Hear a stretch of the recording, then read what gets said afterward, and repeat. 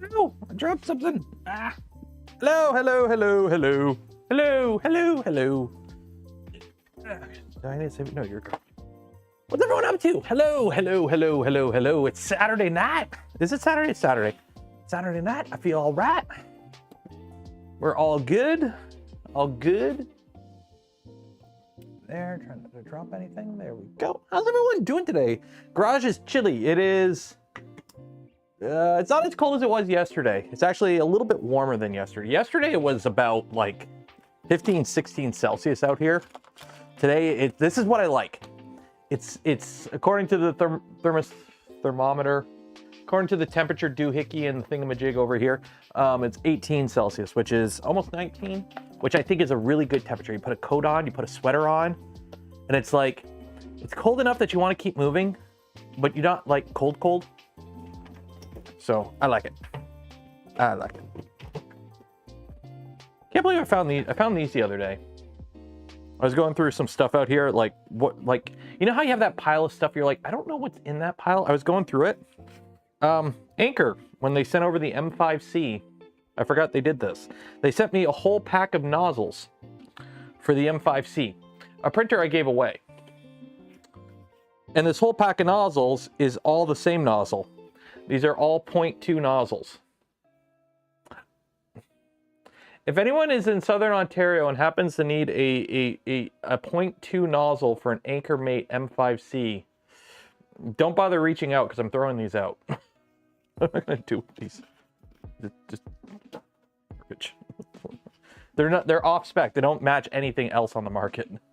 So what are we doing today?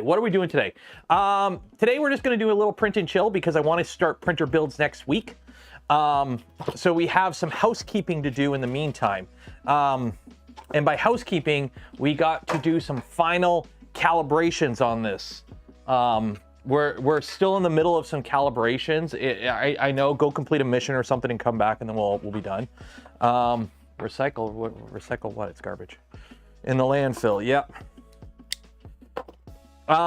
So I am now, I'm going to, knock on wood, this machine's online.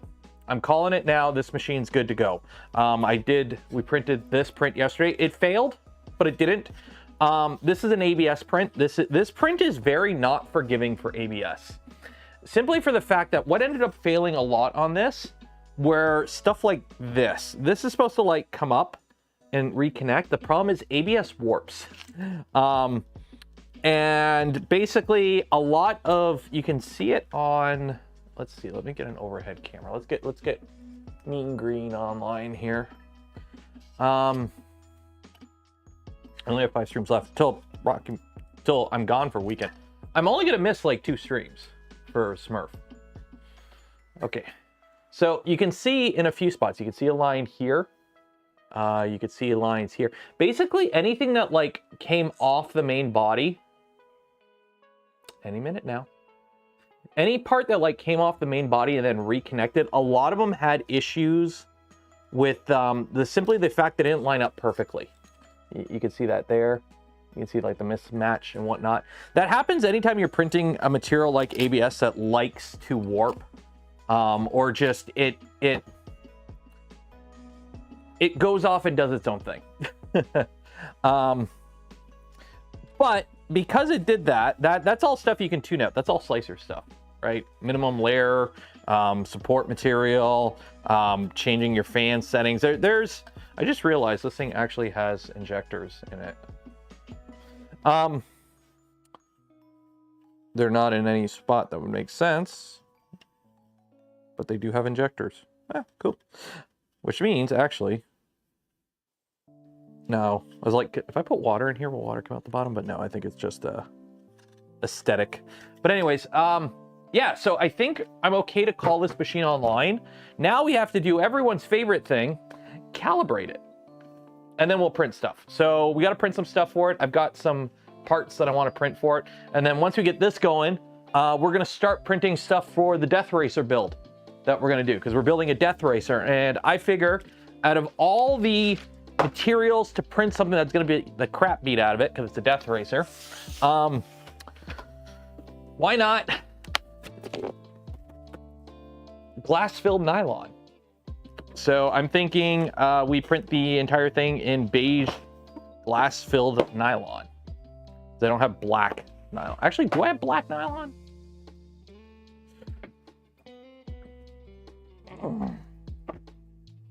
What are you? You might need to be dried though.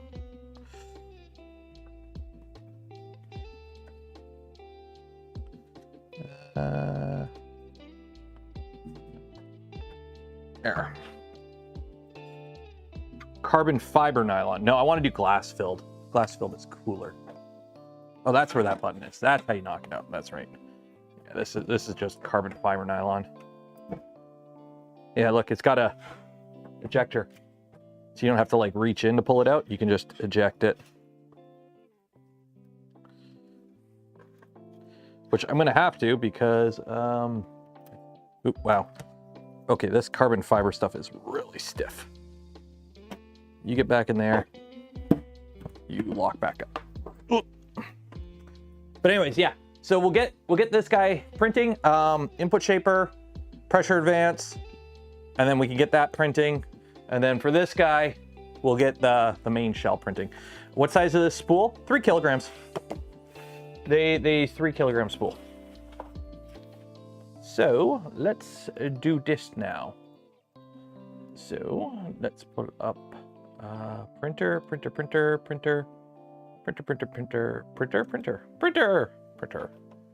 There we go.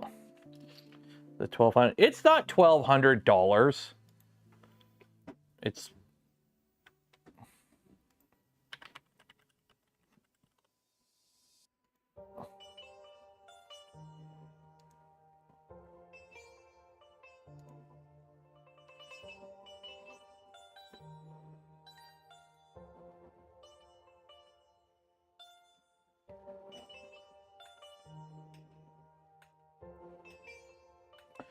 It's only $350.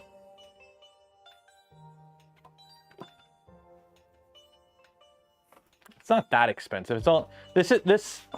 I mean, this is. I can buy a Bamboo Lab A1 or a spool of filament.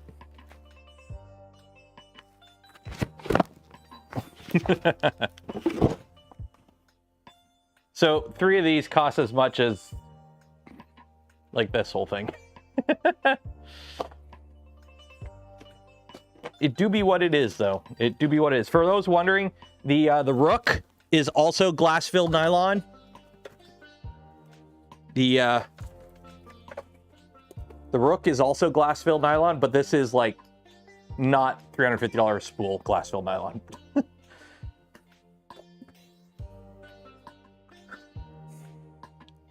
It's in the case. That case is pretty good. The spool. Oh, are you a spider? You're a spider.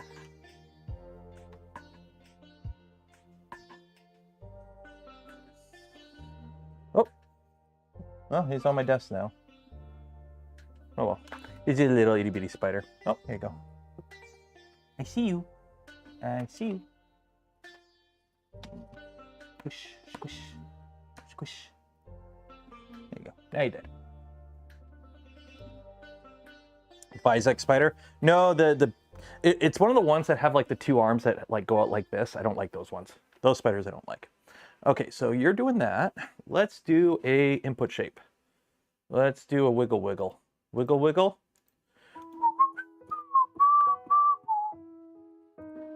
Okay. So this is shaper calibrate.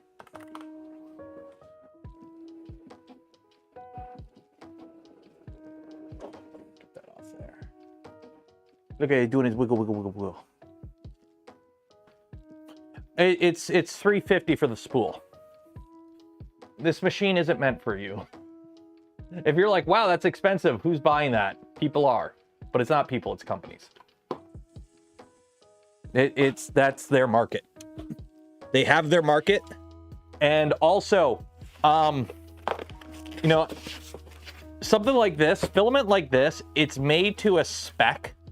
And a lot of people don't really pay attention to filaments. Let's be honest, most people, oh, POLYMAKER's a popular brand, I'm gonna buy POLYMAKER filament. Nothing wrong with that. And for the majority of us, that's okay. That's how I operate. But if you need to make doodad that is, according to your engineering team, supposed to have these exact specific mechanical properties, and you need to print it and ensure that when you print it, it gets the mechanical properties that you are designing into it, and it needs to survive and be able to withstand and whatnot, you need to use filament that is held to a higher standard. And this stuff has, like, do you know what the porosity rating of your filament is? Like how dense your filament is? Like how much, what's the word? FUD? FUD, whatever. TLDR, when you're in the market for $10,000 to $40,000 printers, $300 a spool is very reasonable. It's one of those things, because this is held to a much higher standard, essentially, because it's designed for engineering purposes. So that is really loud doing the input shaper. Can you guys hear that? I know I have the noise canceling gate on.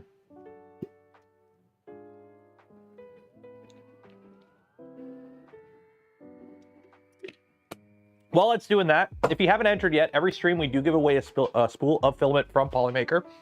Link in the video description. Enter for your chance. Go do that. Any plans on finished giving away the Power Armor print? I'm not giving it away. Why would I give it away? And I would like to get it finished when I get back to it. Hopefully in the nearish future. At a last couple months have been kind of a write-off with stuff. What did I need now? Oh, did I? There we go. I had some more. What's up with the pigtail coming out of the side of the Seaboard Trident? What do you mean the pigtail coming out of the Seaboard Trident? What do you mean pigtail?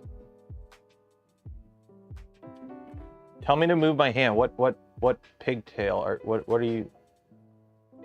What pigtail? Like pigtail, like wire? What are you talking about? Pigtail. The tubes. The Bowden tubes that go to the filament storage boxes that feed filament into the printer. Those are Bowden tubes. They feed filament from the dry boxes into the printer.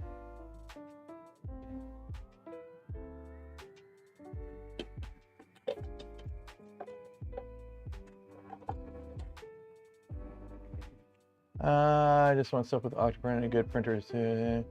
Never buying bamboo. There you go.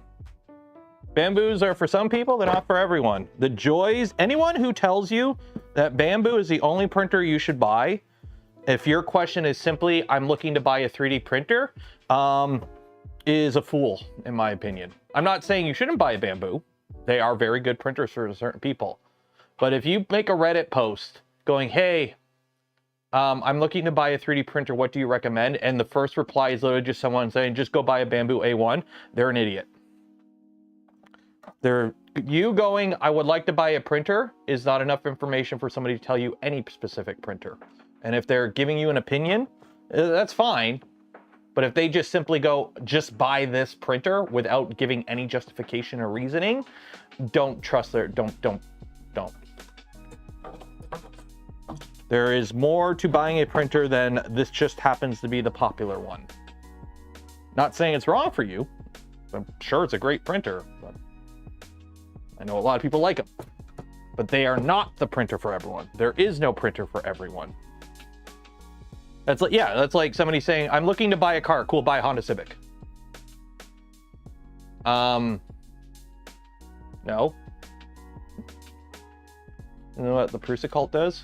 Cool, why are you calling it a cult? Cedric, you're on point now. Please elaborate how anything that a Prusa fanboy does is any different than a Bamboo fanboy. I don't know. I check out both forums. Here's the best part. Are you ready? It's the internet. You're gonna have weirdos and cultists in every group. Don't generalize. Don't generalize. Don't generalize. You're going to have weirdos and creeps and great people and amazing helpers and outliers in every single community on the internet and in real life. Save configuration, sure. How much input shaping am I doing? I don't know. Probably should have looked. What did it recommend? Okay, whatever. It's doing whatever it's recommended. Cool. No offense, I always just run at the YOLO settings for input shaper. I just run shaper calibrate. Whatever it spits out is what I use, and I move on with my life. Okay. Now that. Delete that. Oh, nope, not project. Calibration. What for? Pressure advance. PA lines. We want to do its direct feed. That, okay. Discard all that. Okay, slice plate. There we go. Print. Upload and print. There we go. People are several of those label all the same. Yep.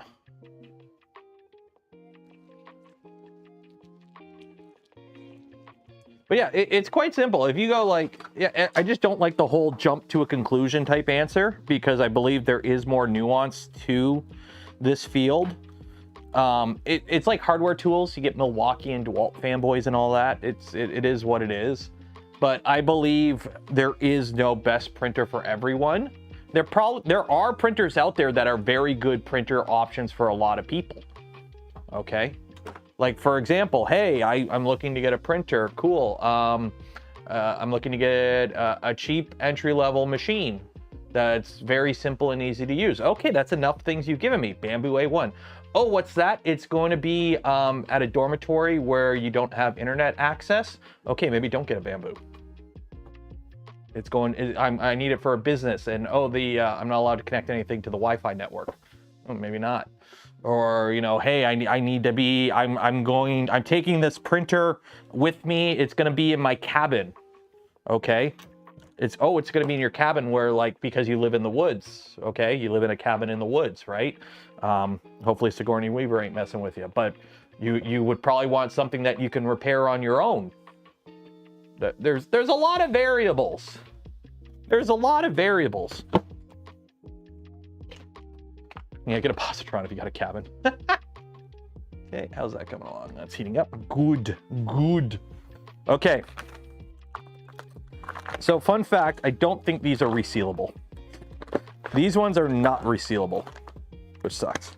Which really sucks is I really don't have a way of drying these spools. That's the annoying part. I don't have a dryer big enough for these.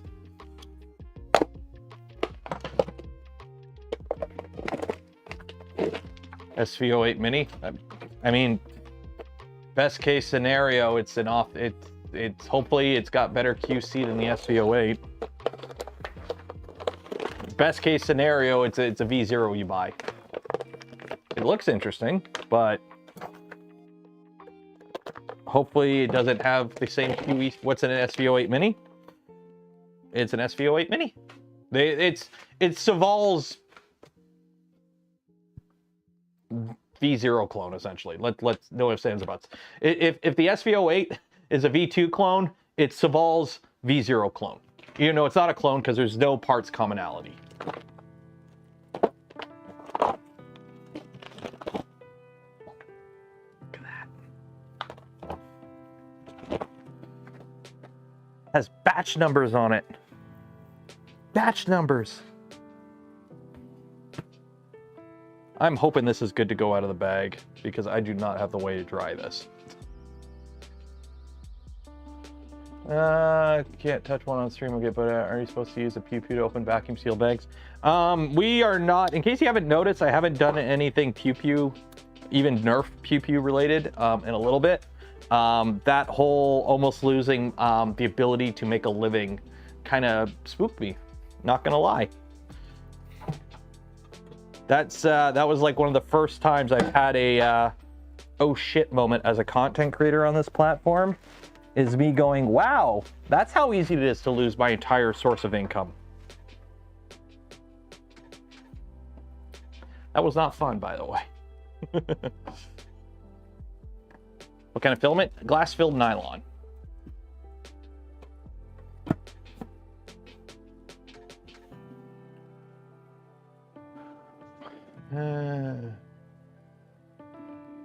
Respool on smaller spool of dry. Yeah, but it's a 3 kilogram spool. It's not going to fit on a smaller spool. Plus, I'm not going to spend a day wasting filament to print a respooling machine. Put in the oven. Don't tell the wife. YouTube can drop you on a whim. They can never drop you on a whim. You have to do something that violates the rules. Simple as that. But at the end of the day, it is YouTube's house. I really find it absolutely hilarious when content creators get angry at YouTube or any platform for kicking them off the platform for something for rule violations they've flagrantly done. See a lot of like right-wing people on platforms, even the gun tubers, which sucks because I like the pew-pews, but the gun tubers, like, they're angry at YouTube. But at the end of the day, you cannot be angry at a platform for enforcing its own rules. It is their house. It is their rules. If they don't want to host content, you have no right to demand that they host content. But what happened with me and with other people, I'm not the only one this has happened to, incorrect enforcement of those rules. That's something you can be angry about. That's something you can be angry about, in my opinion. But America, cool, I'm not American. That's why they have Pepperbox. Yeah, because there's no advertisers on YouTube. Like if you're a gun tuber, you get like no ad revenue on YouTube. They basically don't exist. It doesn't exist. Which I find absolutely hilarious with old Muskie there trying to sue companies to get them to advertise on Twitter again when they don't want to. And it's like, oh, we got to force companies to. It's like, wow, that sounds horrible that you're now getting the government to force companies to promote on your website. Like, I don't know about you. That sounds very communistic. I thought you guys were against that stuff. Forcing companies to operate in a certain way. That reeks of communism. That's commie speak, isn't it? If a company thinks you're a brand risk and they don't want to deal with you, then you're a brand risk and they don't want to deal with you. You can't force them to. Zombie's here. Everyone say hi, zombie. Okay, fun part. Now I got to load this. Temperature, glass fill nylon. Put his stocks in a blind trust when he becomes a secretary. Well, for one, he's not American. He's a citizen, but he's not born in America. So he's like old Teddy Cruz, whose real name is Raphael, by the way, for those that don't know, who was born in Canada. Thank you for taking him, by the way. We're happy to not have him. So I don't know how that works in the US. I know you can't be president, but obviously you can be governor, because Arnold. So I don't know is it just president in the US government that you have to be born in America? Because you can't be a president unless you're born in America. So I don't know how it works for like government positions. Then again, apparently like the only way to get a job now is if you have like a background at working at like Fox News or something. Freaking Dr. Oz for your Secretary of Education. Or if Dr. Oz, the fact that you got Dr. Oz in the government, what the hell? What the hell? Dr. Oz. Well, you voted for it. Extrude. There we go. Suck it in. Suck it in. There we go.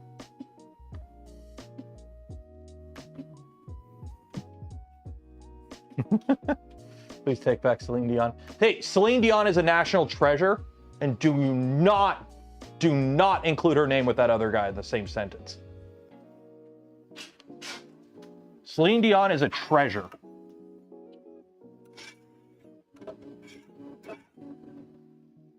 Don't you dare blaspheme her name.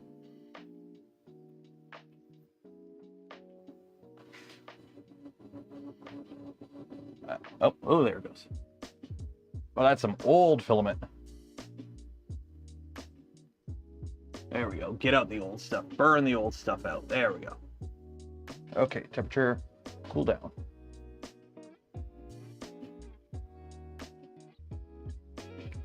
Extruder, 5 millimeters, 5. Retract. There we go.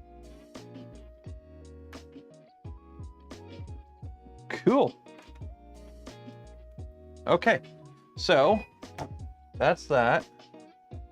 I'm gonna let the bed heat up. Let the bed cook for a bit. Let that get all good to go. Give you adjusted. You know what? I watched a thing on the Beebs about how basically he got like sucked into all of this, and he got forced to do a bunch of stuff he didn't really want to do because he got basically controlled by P. Diddy for a lot of his younger, like, because for those that don't know Justin Bieber, like, he was like one of the OG popular off YouTube creators. Like he did like him with his guitar singing songs on YouTube, and then he got found and then became a thing. And from my understanding, that was like P. Diddy. So I kind of feel bad for him because I guess he had a lot of messed up shit pushed on him when he was young and kind of screwed him up. It's kind of like how Macaulay Culkin went through that rough period and now everyone likes him. I got a feeling we're gonna look back at Bieber with a little bit more forgiveness. It's like, what did he really do wrong? He sang songs that were popular with girls. Who cares? Like, it's like Nickelback. How it was cool to hate Nickelback, and then we all kind of woke up one day and went, wait a minute, Nickelback's actually not bad.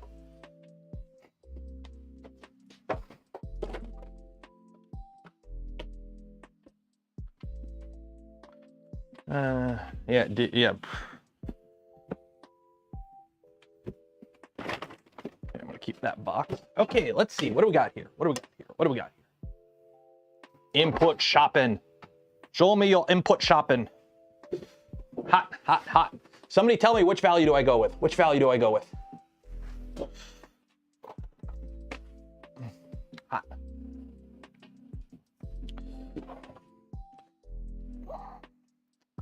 I'm gonna say 0.03. 0.03.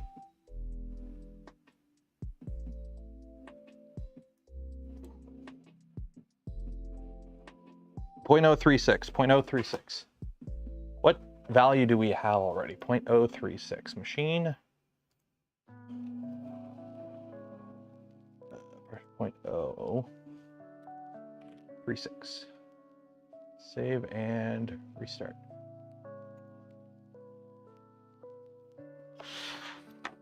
Here, let me mark it up here. 0.036 is this one.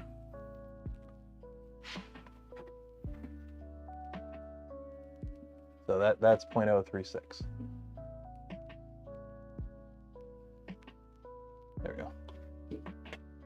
There we go. Okay, cool. Wow, this bed got cold. The other day, I was looking for this for like 20 minutes out here. I'm like, where is my spatula? And it was just like right there.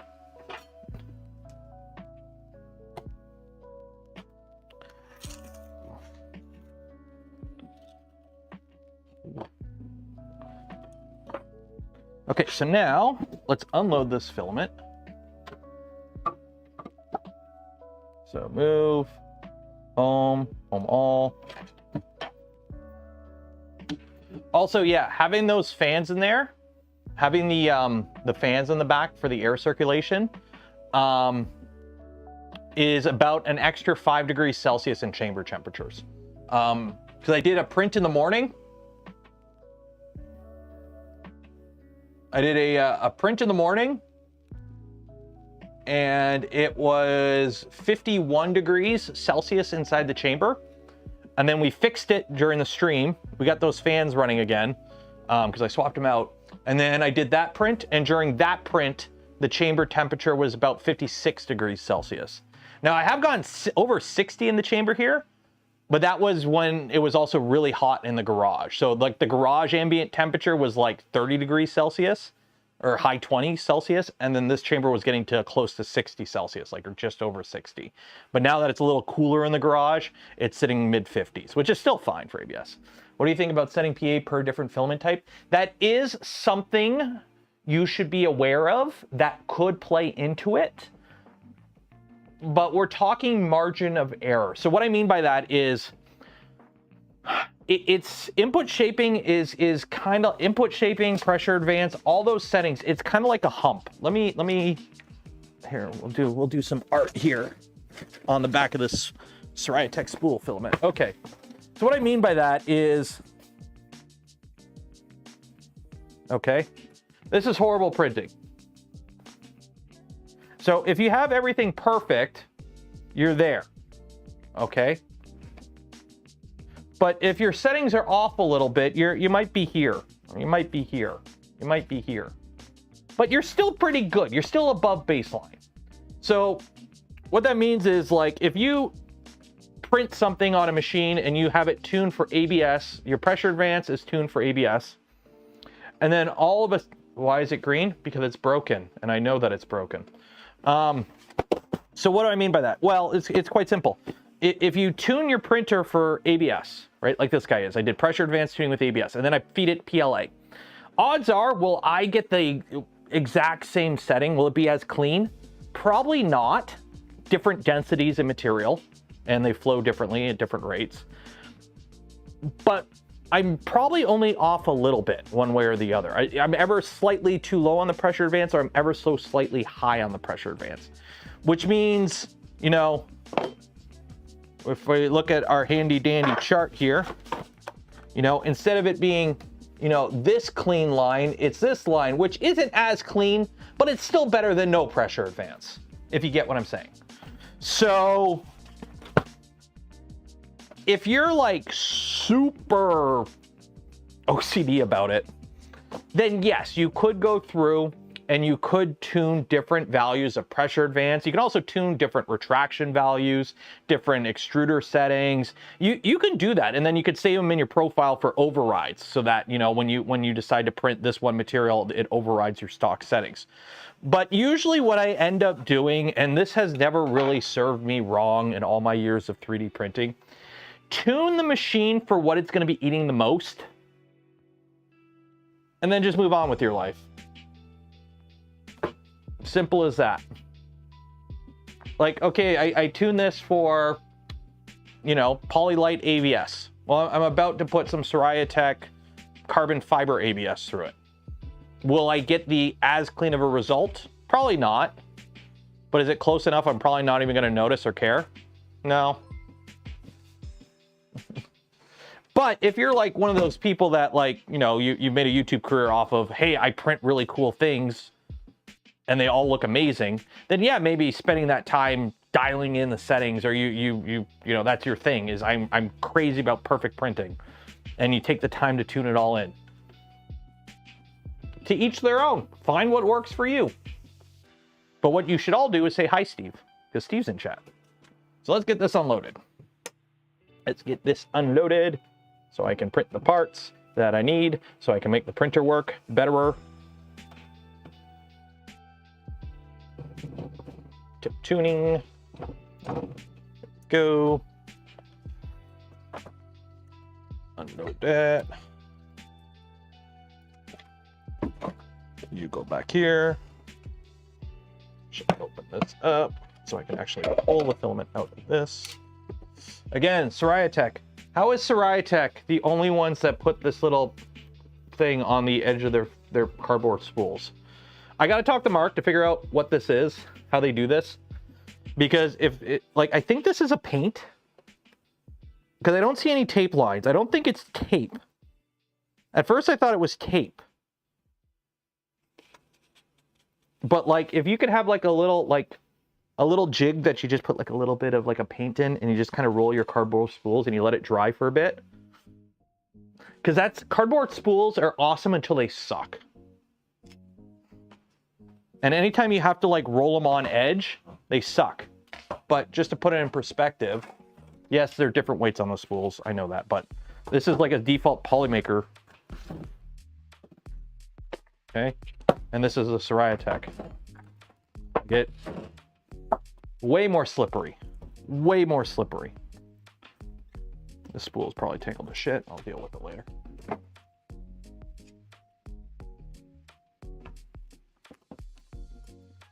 Is it still recyclable? Probably. Plastidip? It might be Plastidip. Pretty sure the new POLYMAKER... Do they? I haven't got a care package from POLYMAKER in a while. I should probably put it in an order. If they do, that's great. I'm just thinking, like, if it's just like Plastidip or something, I'm sure somebody could DIY it pretty easily. Like a little roller that you just kind of roll your spool in after you unpackage it, and then let it dry, and then boom, all of a sudden your spools are now. Because I have the printed ones. I printed a whole bunch of the printed ones, but I misplaced them because you forget them to take them off spools, or you take the spool out and you put it on a shelf and you forget that it's there.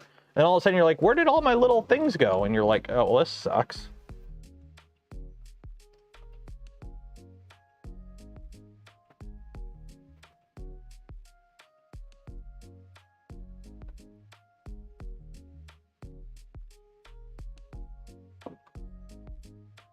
Go.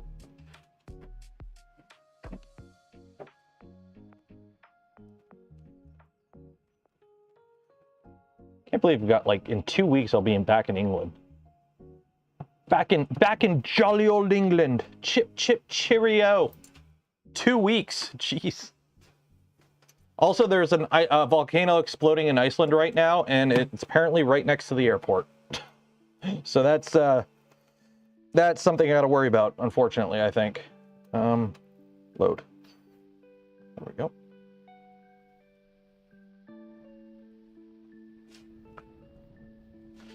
Right, Tech, Fiber Heart, ABS, SkiF, I'll be here Monday. Nice. I've got that in there. I think I have one more spool somewhere. I don't know where I put it. And then I also have this spool of high temperature nylon black. So what we're probably going to do is I'm probably going to print some of the parts for the Deathracer out of the glass-filled nylon. And then the rest of it, I will print out of this. So it'll be a Panda one. It'll be black and white, essentially. They only last 10 days. I should be good. Oh, well, hopefully.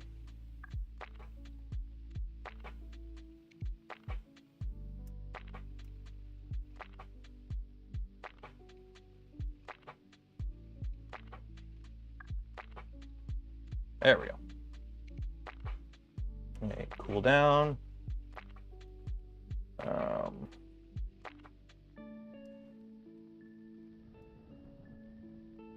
Oh, that flows really good. And retract 5. That flows really good. Okay. So that's... Turn the dryer on. Okay, let me actually just check this. So that, move, disable motors. Yes, disable motors. Just want to make sure I got enough Bowden tube here.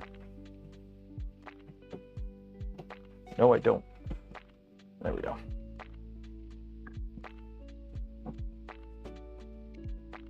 There we go. Yeah, we gotta fix this. This is yep, that's gonna be the first thing we print, is a way to fix that. Okay.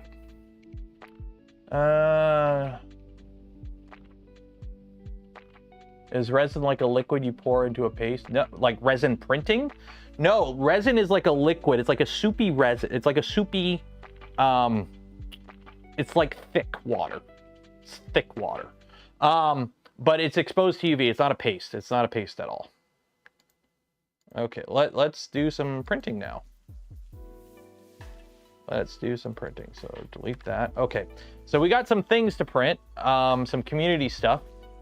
This, which is a replacement screen panel, because I've broken mine 3 times already and it's held together with gloop. So this is a reinforced screen holder for the Seaboard. And then also this allows me to connect the drag chain, because right now my drag chain is droopy AF because I have it all held together with zip ties. So we're gonna print this too. So files, download that. Hunky dory there. What else? Where did I put all the failed parts? I know I had them somewhere. Oh, they're over there. Good. They had the steel parts for that. So we got this. We got ABS, ASA. I'm going to run at the same speeds and temps. Downloads. We got these two. And then also this. I want to print a bunch of these. Okay. Why is this not orientated? Why did you not orientate your part, Mr. Part Designer? Orientate your sheets. I'm assuming it prints like this. I'm assuming it prints like this. I wish I knew better, but you didn't orientate your part when you designed it. Same with this. Part designers, orientate your stuff. 1, 2. There we go.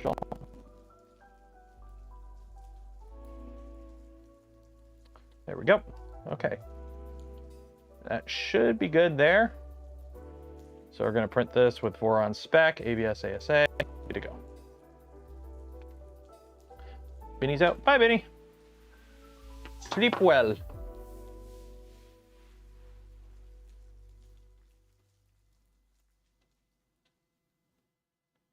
Have I ever tried resin and vodka on ice? I like living, and I'm not a YouTuber with 20 million subs promoting a paid sponsor stuff, raw dogging cancer juice, so no. I think we're good. Should be good. Yeah, we're good. Print, upload and print. Send it. Any tips on CPAP? It's loud. It works great, but it's loud. Be aware. CPAP's loud. Simple as that. Okay, so now Pantheon slicer. So now I got to find the new Pantheon slicer. There we go.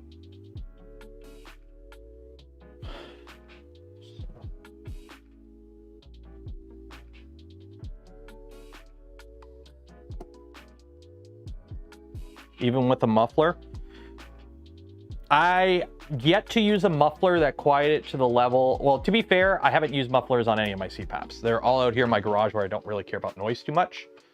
So there's that. But they're going to be loud no matter what.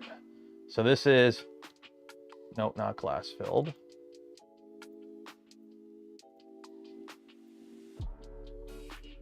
This is glass filled nylon. Okay. Now I gotta, where did I save the files? Where did I save downloads? Where is all my Deathracer stuff?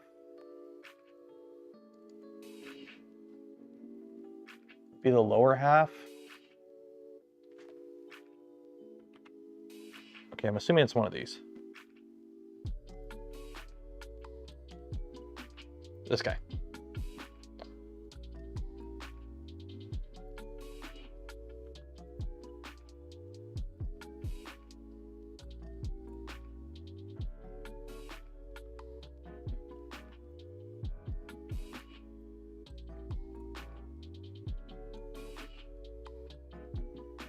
Okay, strength, 6 walls. I think 6 walls is a little much. 4 walls, alternate extra. I love this setting. If you don't know what this setting is, this is one of those settings. This is like one of those little pro tip settings. I love this setting right here, alternate extra wall, because what that does is it means every other layer you do an extra wall. And at first you're like, okay, so what does that help with? It helps with extra walls. No. It doesn't really help. I don't think it helps too much with wall strength. It locks your infill in. So what this does is it basically allows the infill to like be bit. So instead of your infill just coming up against the wall and you're only dealing with that connection, that butt joint essentially, by alternating extra walls, that means every other layer of infill also has, while it's also stuck against the sidewall, it also has a layer of filament above and below it. So anytime you're printing anything where you're going for like, you want rigidity and weight isn't that big of a concern, because it just does add weight. Click that.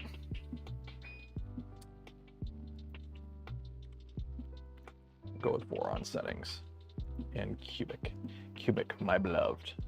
Actually, no, we're gonna go with grid on this. No, we're gonna go with cubic, Also, I'm gonna turn off gap fill. I don't like gap fill. Infill, apply gap fill. Where is that setting?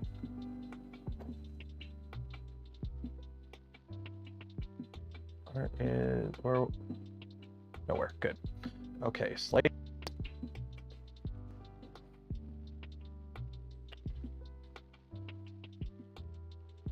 Crosshatch. Crosshatch, if I'm mistaken, is good for non-structural.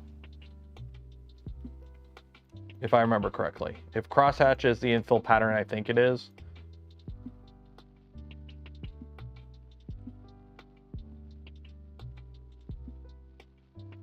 Okay. So this will take 6 hours. Right.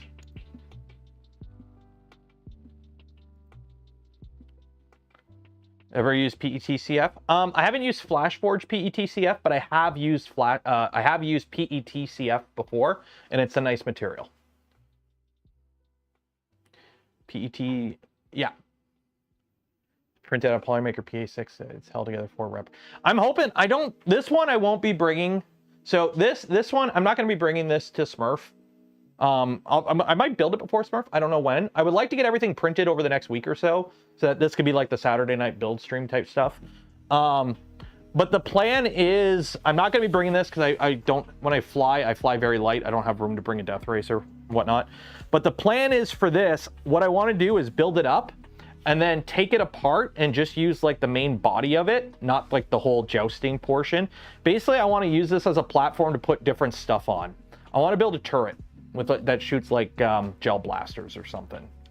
And then also I'm going to cover the whole thing with whatchamacallit, all the electronics with conformal coating so I can drive it in the snow.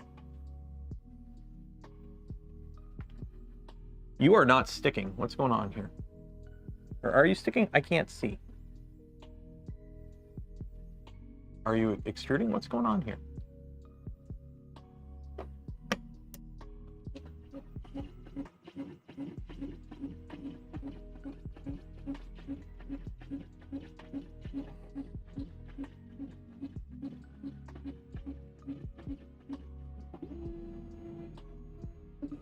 What's going on?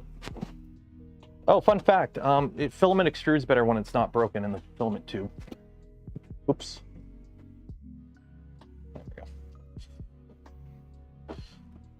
go. When I did that little, shoot. Cancel print. Okay, main menu, move.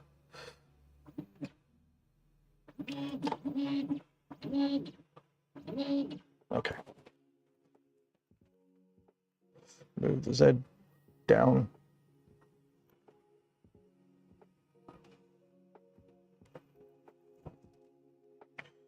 Extruder temperature. Oh, geez, freaking hell. This thing, when it does a wrap, it scares the crap out of you if you don't realize it's moving. I forgot about that. No, this was my fault. When I was, you know how when I moved it to the front there and I was playing around with the bone tube, I accidentally bent it too much and snapped the filament. So that's on me.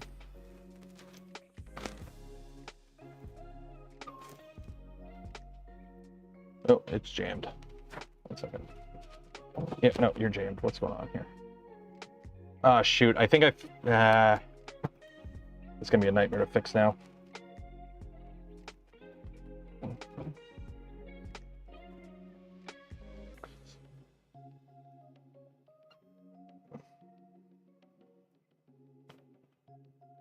Yeah, this is gonna suck. Because the filament broke, it pulled in some of it, and then okay, it's gonna suck. Shoot. Let's see, can I unload it? I don't think I can unload it. Shoot. Move, disable motors. Disable.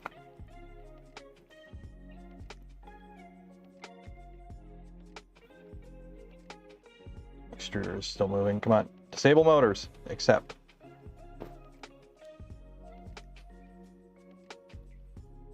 What are you doing?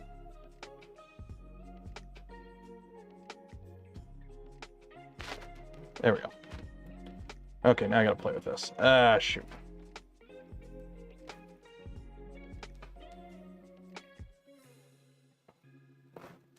Okay. Extruder. Extrude 5 millimeters at 1 millimeter a second. Extrude. Okay, I think we're good now. I think we're good.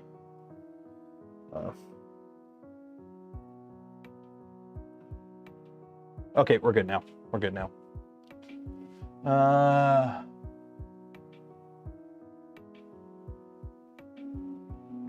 See the dancing? I have no idea what you're talking about, Jurgen. Okay. Cooldown. Pro tip, anytime you do a cooldown, after you like load filament, what I always do is I do like a, like after you hit the cooldown button, do like a 25 or 50 millimeter extrude.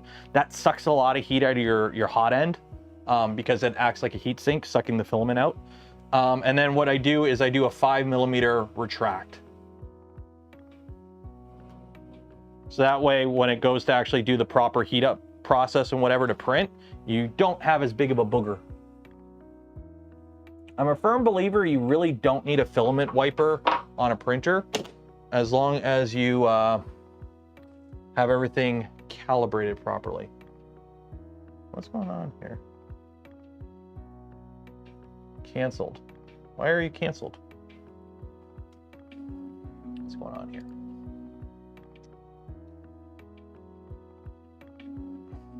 Let me turn the printer off. This printer has been on for like 4 months straight. Let me cycle it.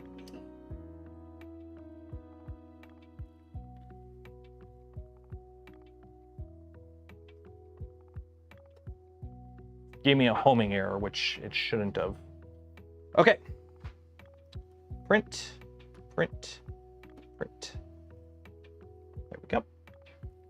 Should be good now. I think it's wrong that only one company makes the game Monopoly.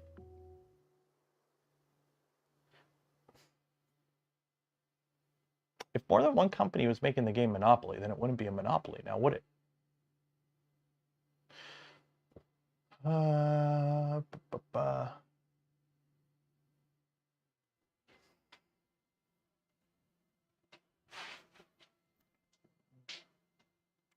Print.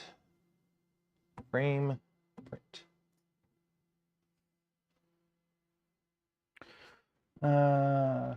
Ever get a cartographer survey set up on the Trident? No, I haven't set up touch yet.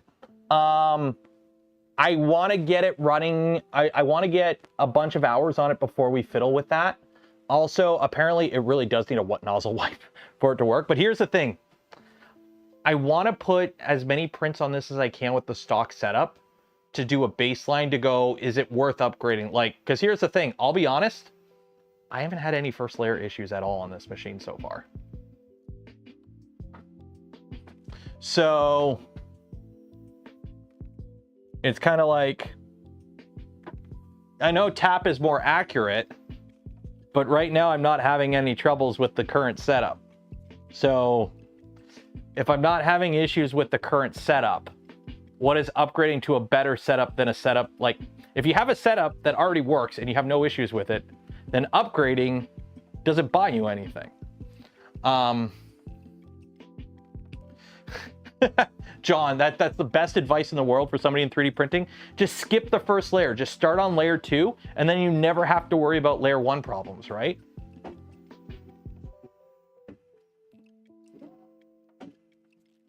Yeah, this is all janky. I know it's janky. It's like, oh, that's janky. No. We will fix you. We will get you fixed. Don't you worry. I will print the parts to make you work. First layer problems incoming. So what I need to find now, if I'm doing a Panda Deathracer, what color should I do the tracks in? Do I have black TPU? Do I have black TPU? I don't think I have black TPU. I don't think I have black TPU. What are you? You're fire resistance PC. Okay, I don't need you. What about you? What are you? You're blue TPU. Blue? I could do blue. Oh, hey, now you're laying down filament. Smart. Yeah, I could do blue TPU.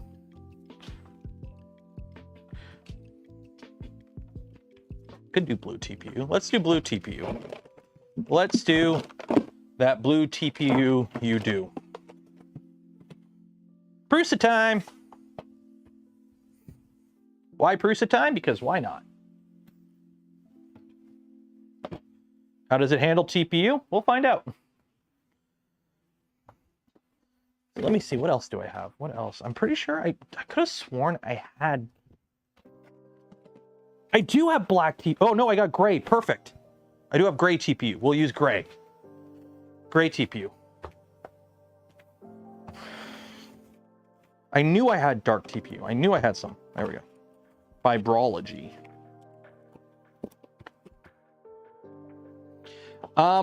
Apparently, I can't remember. Somebody linked. I never ended up printing everything, by the way. Somebody, we tried printing feet earlier, and then I never ended up printing them. But apparently, there's like a grippier version of the foot for Deathracer somewhere. If anyone has a link, cancel probing. What's going on? Cancel probing bed. Why are you airing out? What is going on here? Printers. What's going on here? What are you doing? What are you doing? No trigger on probe after full movement. What's home all?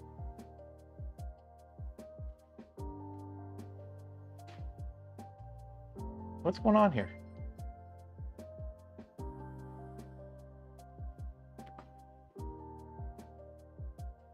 What's going on here? Okay.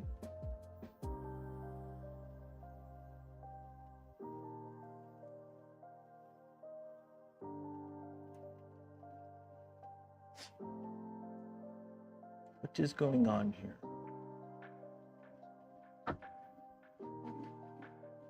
Okay.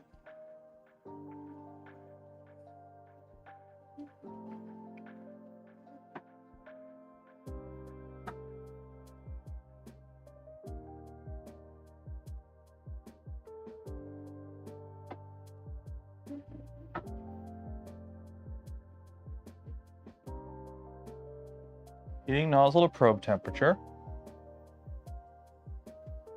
Am I missing something here? Did something happen that I missed? I'm watching it now to figure out what's going on. Oliver gifted a community membership. Cheers and appreciated. Trying to see what it's... There gunk on the bed or something causing it to false error?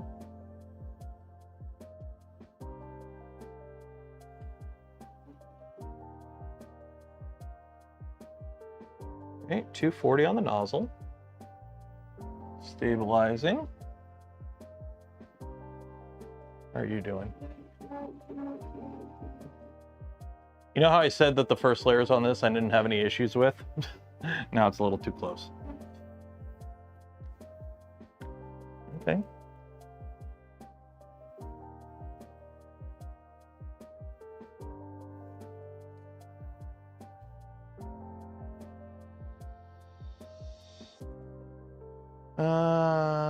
It wants to print motorcycle parts. I know.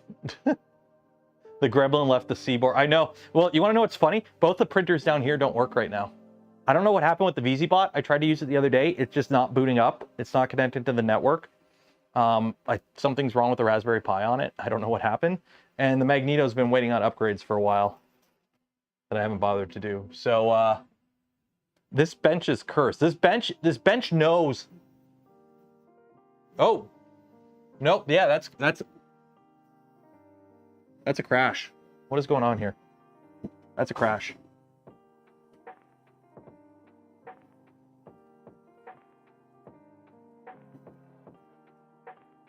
That's a crash.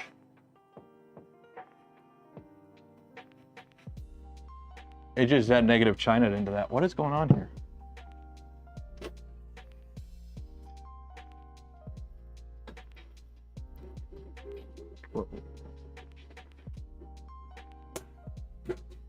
What just happened there?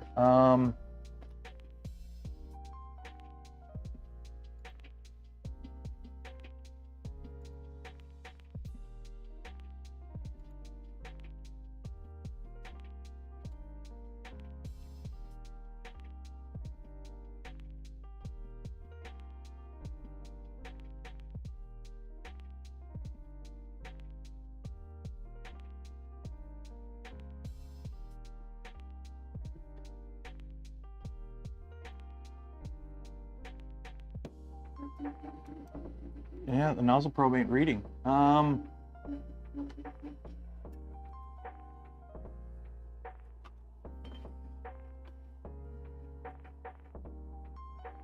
It's not good.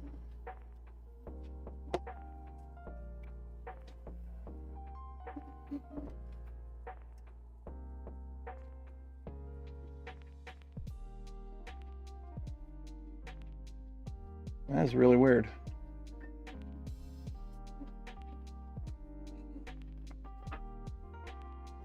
Did I get the grippy file? I think I did, but I don't know where it went. Reboot. Hit stop tool head. I know. Like, the best part of this thing is I could just rip the tool head off and replace it in 4 bolts.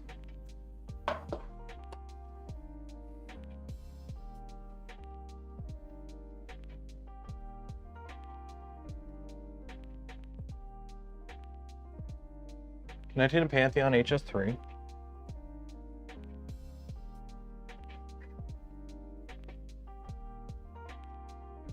Okay, move. Home all.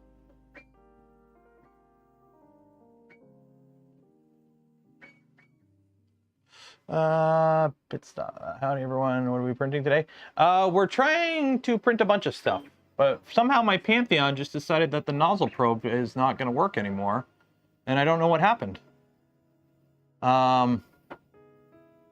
So this is a perfect example of what you get. How am I gonna word this in a way that sounds really cool? Let's replace the entire tool head. This machine is designed for uptime. Okay, it is designed for updog. Okay, this machine is an updog machine. What that means, it is designed to give you maximum updogs at all points of operation. Okay, trying to find a nozzle because I stole the nozzle out of there, and I'll just steal the nozzle out of this one. So move this way. Come to me. Come to me.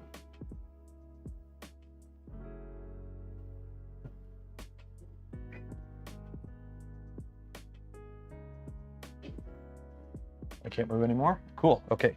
Let's bed down.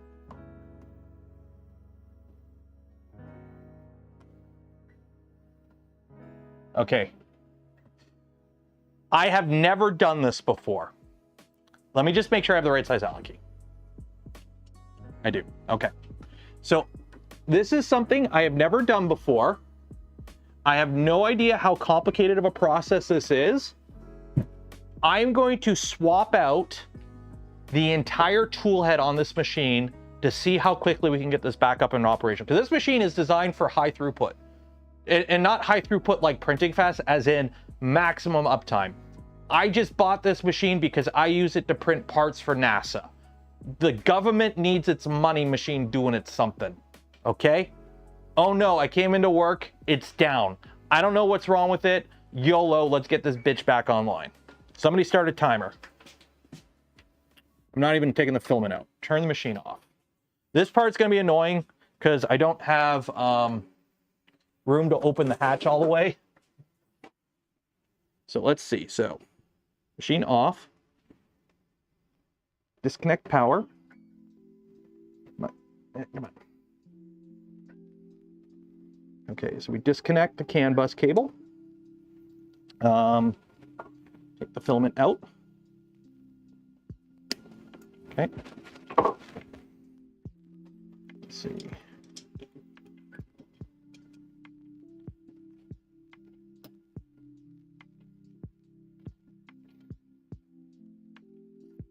One screw.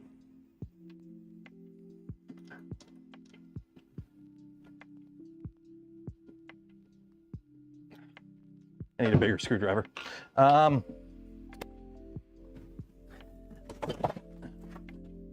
me get my Pantheon box.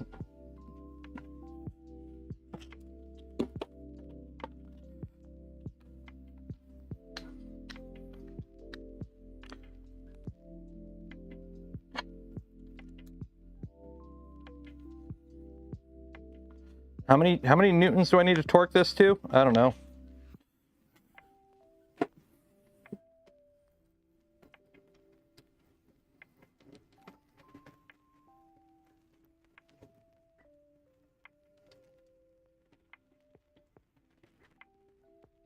Two screw.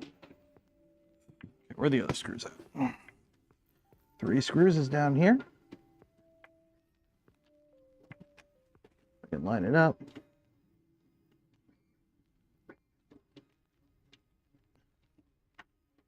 It's under here. There it is. Okay.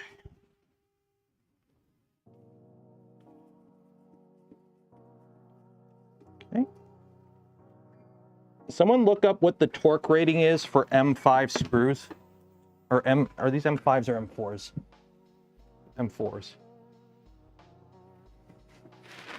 And I think the last one is right there. I'm gonna have to get one key. Hi, is this the internet? Cool.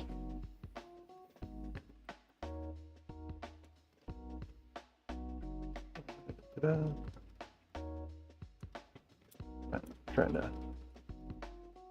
Doesn't help my whole workspace is shifting.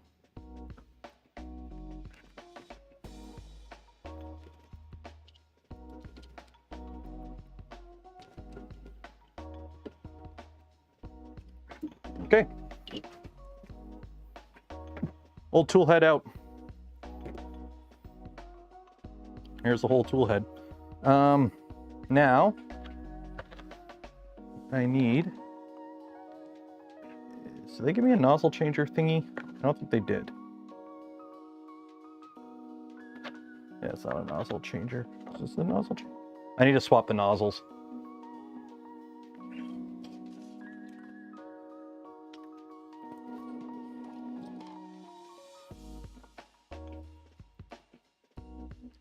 I need to find a hardened nozzle. But yeah, that's the whole tool head. And that's still hot. And I just burnt myself. Awesome possum. Okay, now we put the new one back in.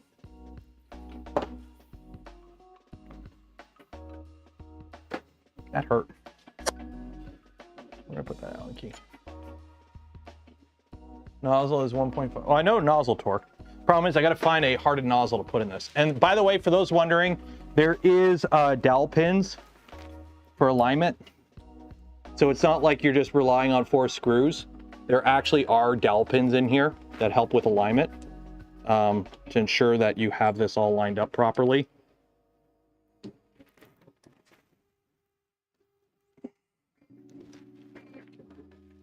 So that is something to consider if you ever want to make a system like this for yourself. Is alignment pins are your friend. There we go.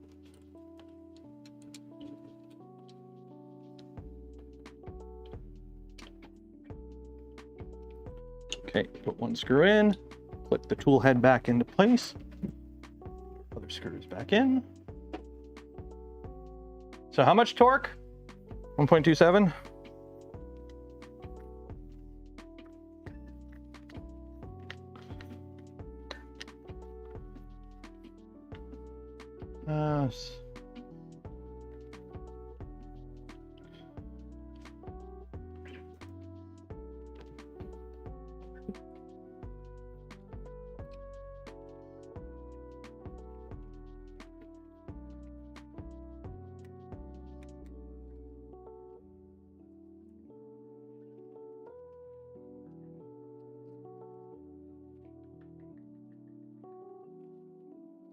There we go. So I'm torquing these to what, like almost 2 Newton meters.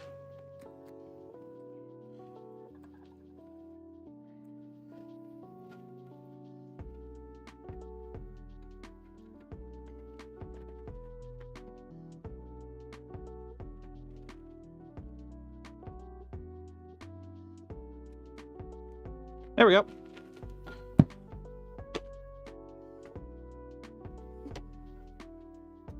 Time.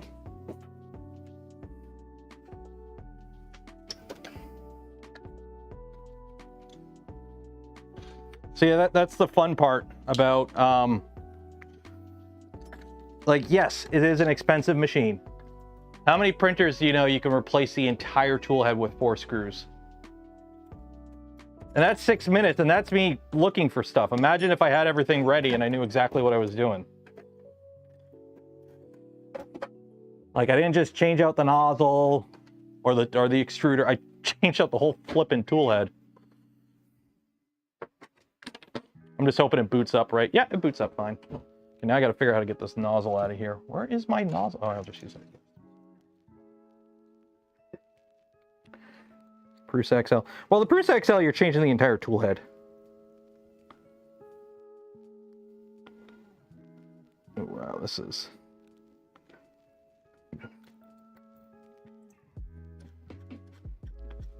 There we go.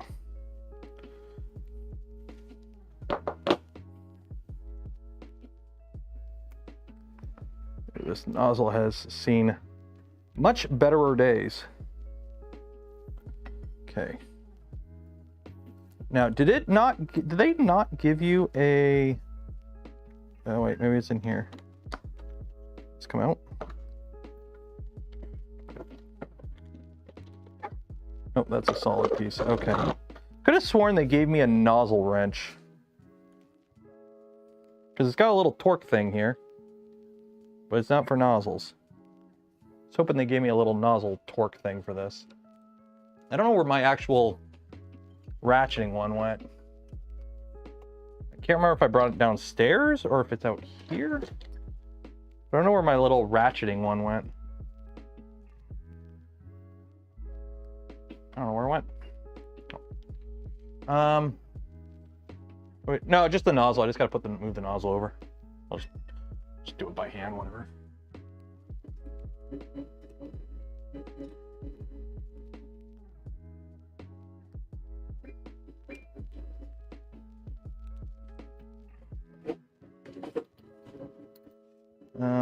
Move, home all.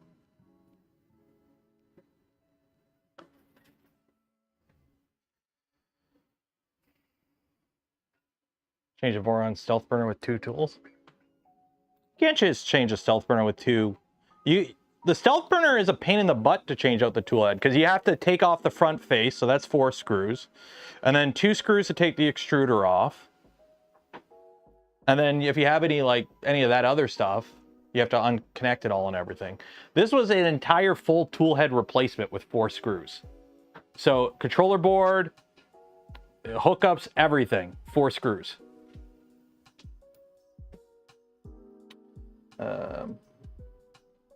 Down.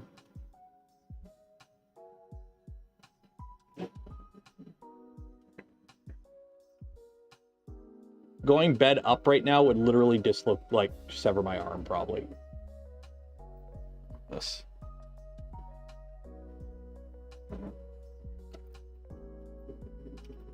Yeah, if this were to do like a bed up right now, I would literally be screaming for the, help.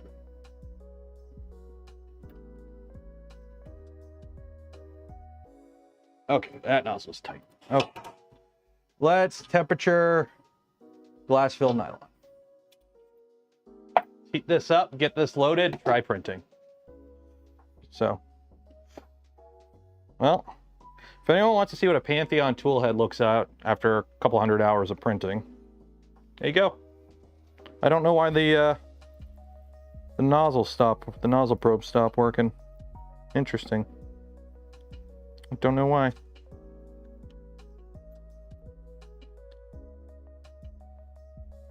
Odd. Because it does use a load cell sensor. It does use a load cell sensor.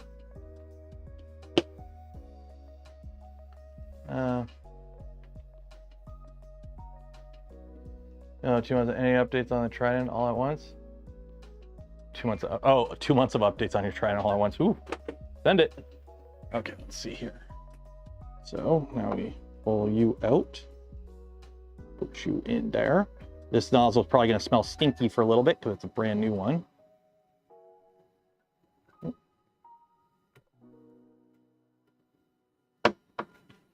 Wait a tick.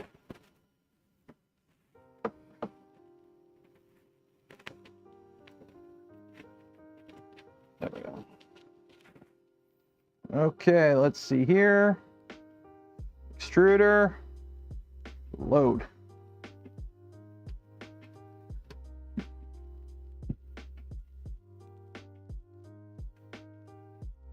There we go. Loaded.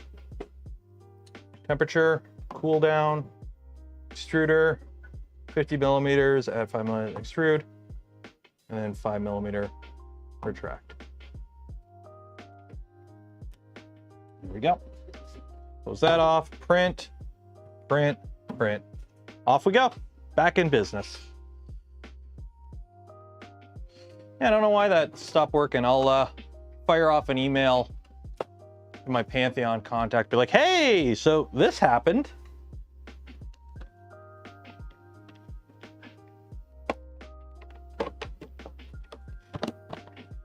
By the way, this box here, this is also fully 3D printed on a Pantheon as well. This is their little toolbox that you get. Well, one of them at least.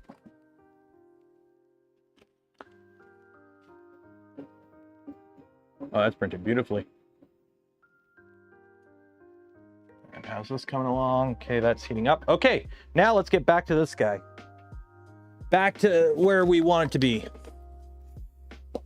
While I'm doing this and plugging stuff in, if you haven't yet, don't forget, every stream we give away a spool of POLYMAKER filament. Do you want to win filament? Do you like free stuff? I like free stuff. You like free stuff. Enter to win a spool of POLYMAKER filament. Link in the video description.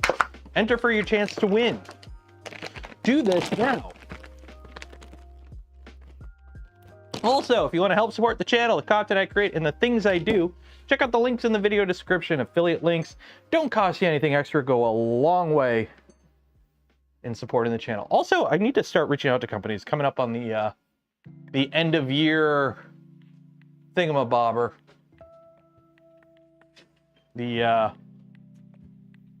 I'm missing a little, where's my little thing that goes on this? Oh well, I don't think I have one on this one actually. The New Year's Eve print and chill giveaway. I gotta start reaching out to companies about that.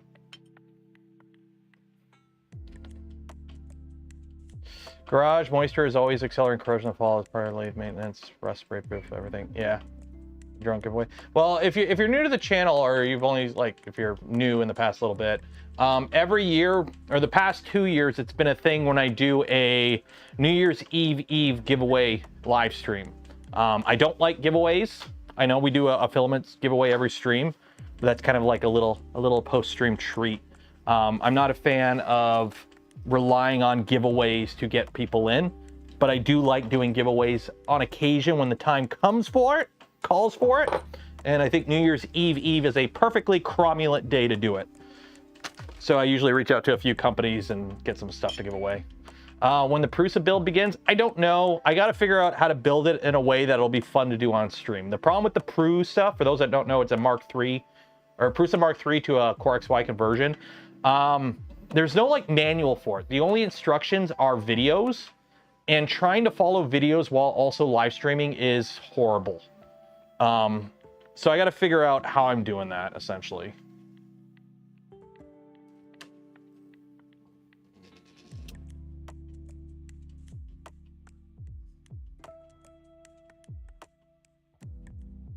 Okay.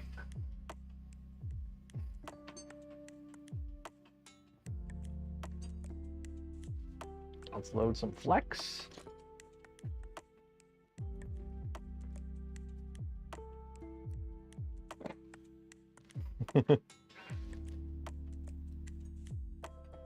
Continue.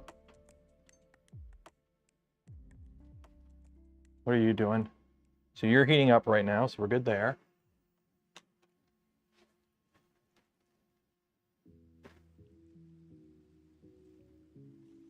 How difficult would it be to make mold for the spool and use it for injection molding? You were a mold maker. How difficult would it be to make the mold for that spool and use it for injection? Like, are you talking this spool? Like, if you wanted to make a mold for a spool, it's not hard. It's just, why do you need to make a mold? The molds are not cheap. Okay, correction, let me rephrase this. If you're currently in not China, building a mold isn't that cheap. Material, like steel, costs $1 a pound at the minimum. Then you got to do all the machining time and everything to build the mold and pay somebody to build it and design it. And then you need to run the mold. It's not, why? Like, is it just for like a little project? I've built a mold. Like, yes, I've assembled molds for the shop I worked at. but like I actually built and designed a mold as part of a shop class during my apprenticeship. And that thing made a phone case for a phone this big.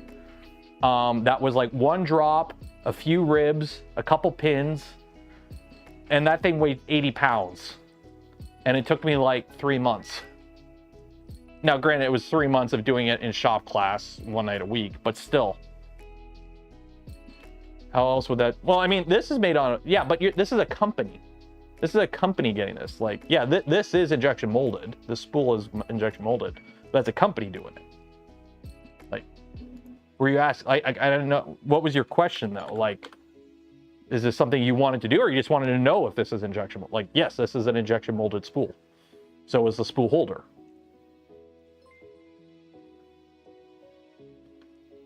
How much they had to pay to make it? I don't know.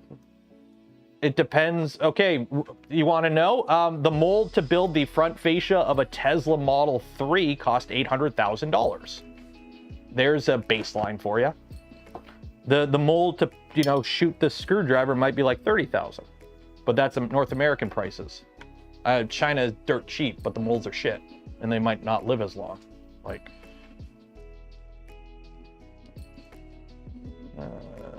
Bruce i3. There we go. Oh, wait, no, this is a 3.5. 3.5, that's right. Check the Discord live stream channel. Let's check the Discord live stream channel. Message request. All right, so I got the grippy file. So let's load this up quick.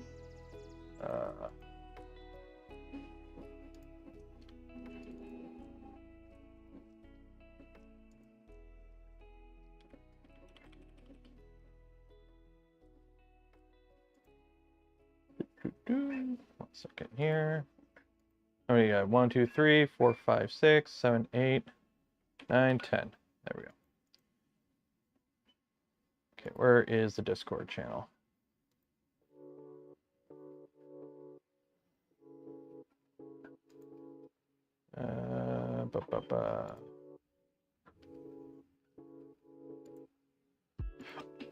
Highway 3 roundabout this morning? Really? Oh shit. Oh shit. Oh shit. That's a mold. Oh, that's a mold. Oh shit. If anyone wants to know what a oopsie doopsie looks like, this is an oopsie doopsie. Yeah, that truck took the corner and did not have this properly secured. How did they bip that? How did they bip that? That's a low squat. Okay, see how this is sticking out there? This is only half a mold. I think this is only half a mold. If this is half a mold, this is even more expensive because that's like the cavity or a core.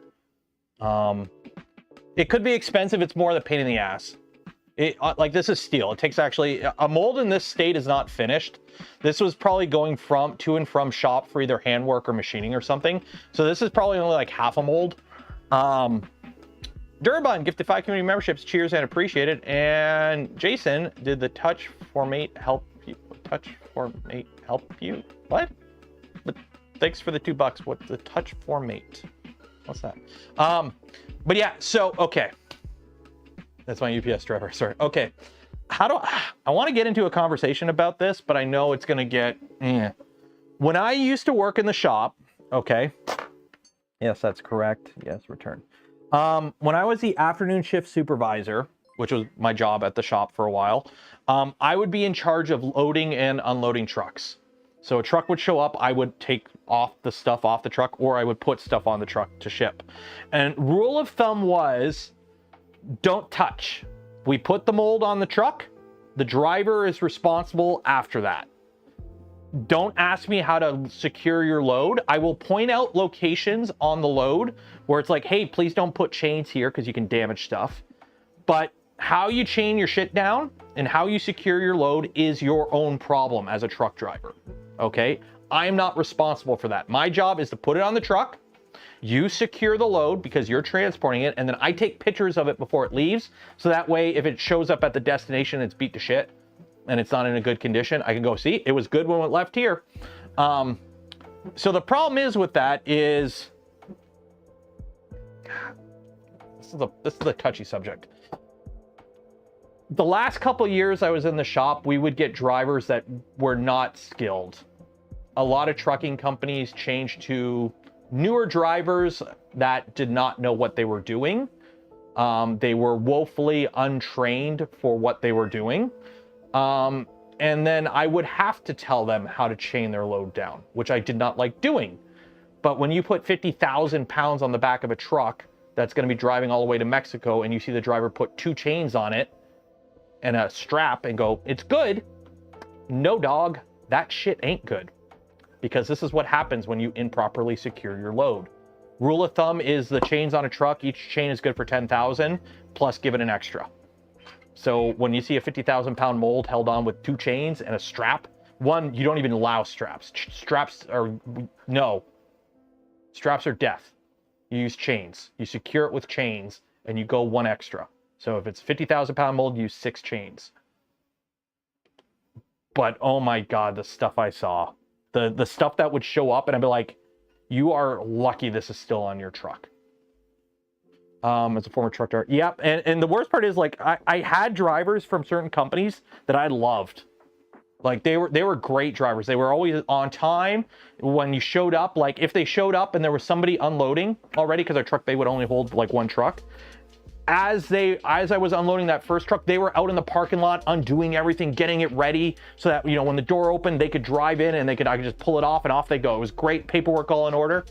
And it got really, really frustrating as those companies with those great drivers started going to cheaper drivers that were incompetent, that didn't know what they were doing. And the worst part is the time. Because before, they would start getting everything unloaded and getting everything ready. But no, now they just sit in their truck and they expect you to do everything for them. And it's like, no, I'm not doing that. You do that. You unchain your shit. You chain up your stuff. I'm not touching that. Well, I don't care what another person did for you. Fun fact, our shop, we lost a mold in Mexico. If you can't ship a mold from Canada to Mexico, okay?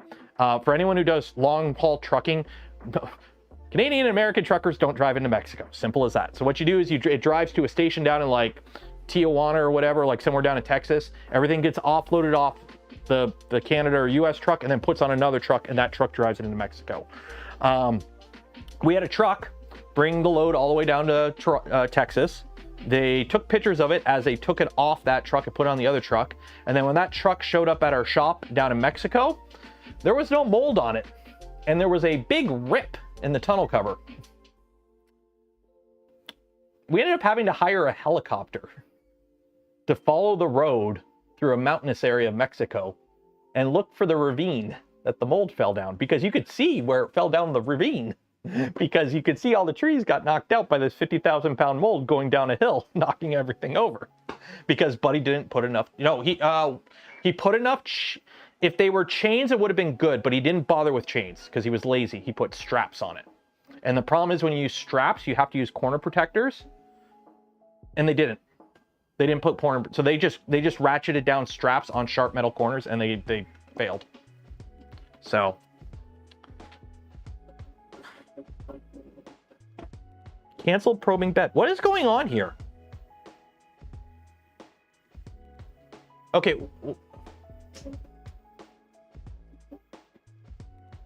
Am I missing something here?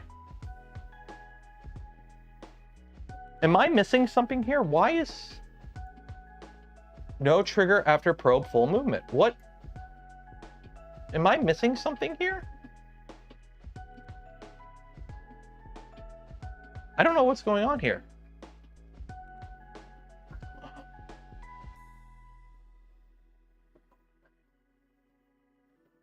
Did I broken wire?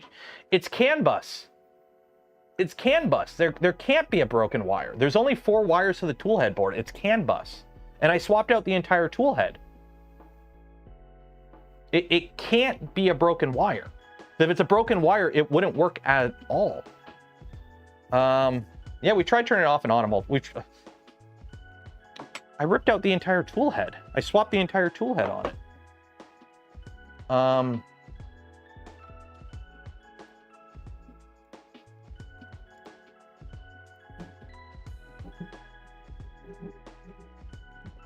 It's working now.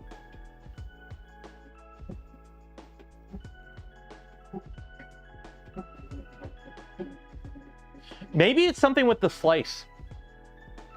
Maybe it is something with the...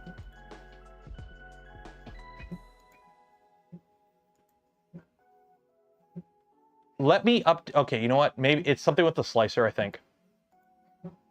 I think it's something with the slice file. Let me... Resources, documents, videos, articles. Where is the slicer?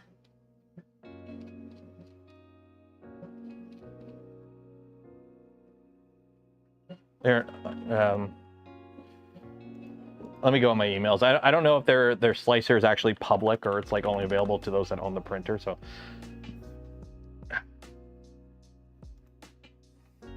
G-code wrong. It could be because it does have over travel.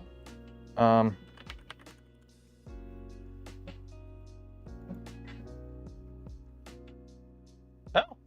Pantheon has a Black Friday sale going on. Okay.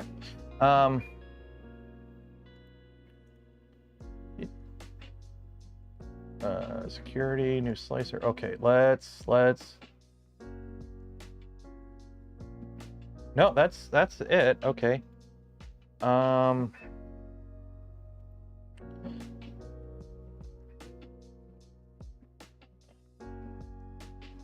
Where is the slicer?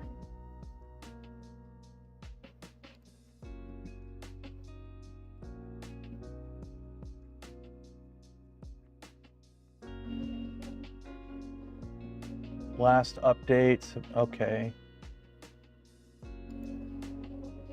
Download the latest release here.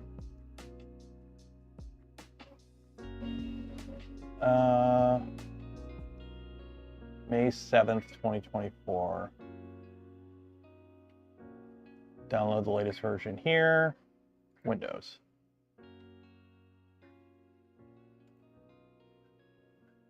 Install Pantheon Slicer. There we go.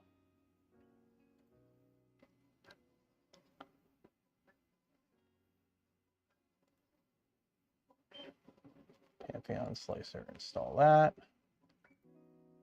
Next. No. Oh, this is the old one. No. Finish. No, that. No, I have the new one. No, I have the newest version.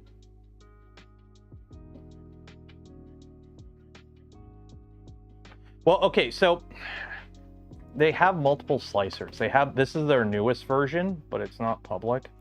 And it's based on Bamboo, whereas their older one is based on Prusa Slicer. So you know what? I'll go with the Prusa Slicer one. I don't think it'll matter too much.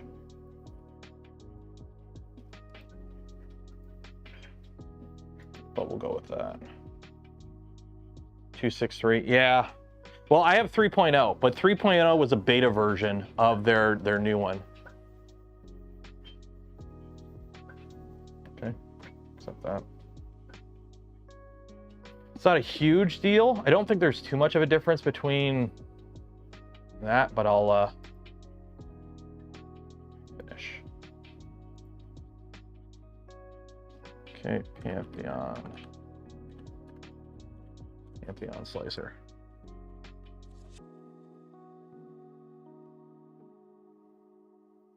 All right, so we got glass fiber nylon. Okay. So we got downloads. Deathracer. Lower half. Frame 2-part lower. There we go.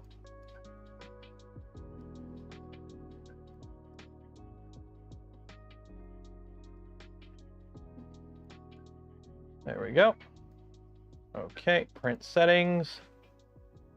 So we'll go with 4 walls, 4 walls.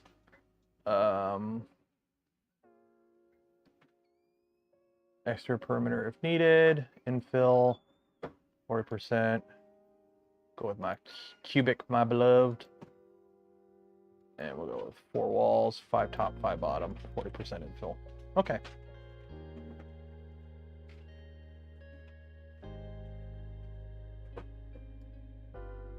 Okay, export G code. Let's save that there. It's just really weird. That isn't a behavior I've seen it do before, because I've used that slicer before. And it worked fine. So I'm wondering what is going on there.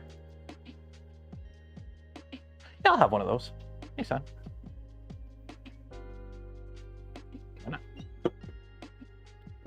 Espresso martini. I don't know. My wife bought these. Am I supposed to shake these? Our espresso martini uses double gold award-winning craft vodka and locally sourced cold brew coffee, distilled and packaged in Ontario.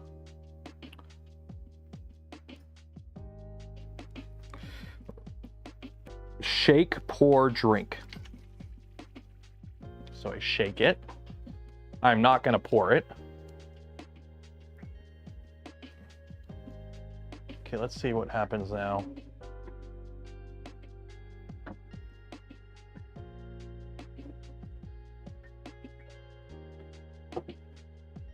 Okay, where is the Prusa? Okay, go back to the Prusa. Okay. So arrange that.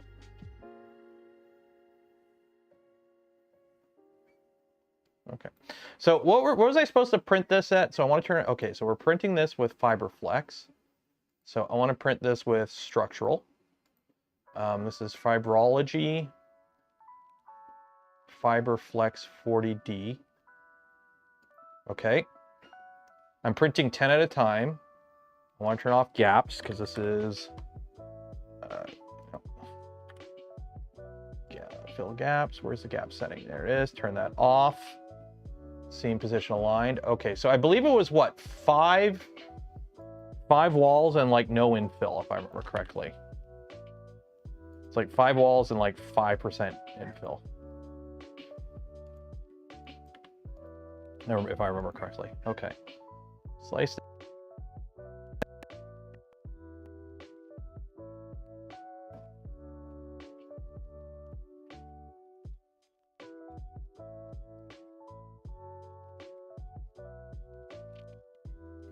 Oh, no, it's Fibrology FiberFlex 40D. That's what it is, yeah. Let that do that. Okay, let's move the $1,000 hot end, or tool head, away. So it said shake.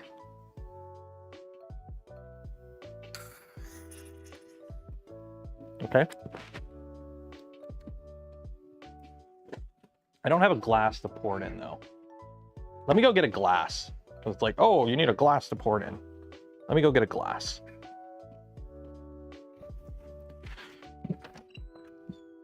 Let me get a glass. Like, you need a glass. Where are the fancy mugs? There.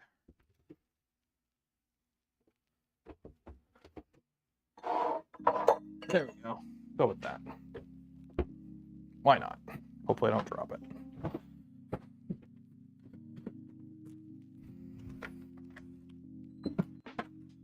We're gonna be fancy. Oh, it's working now.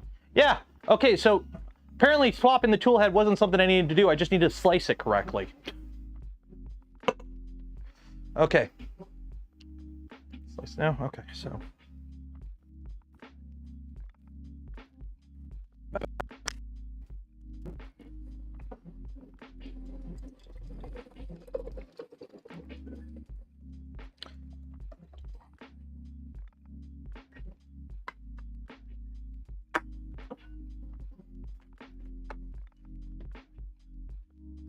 Yeah, it's a Stella glass.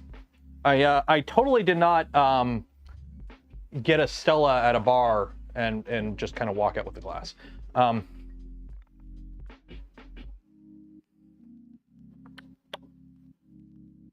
actually not bad.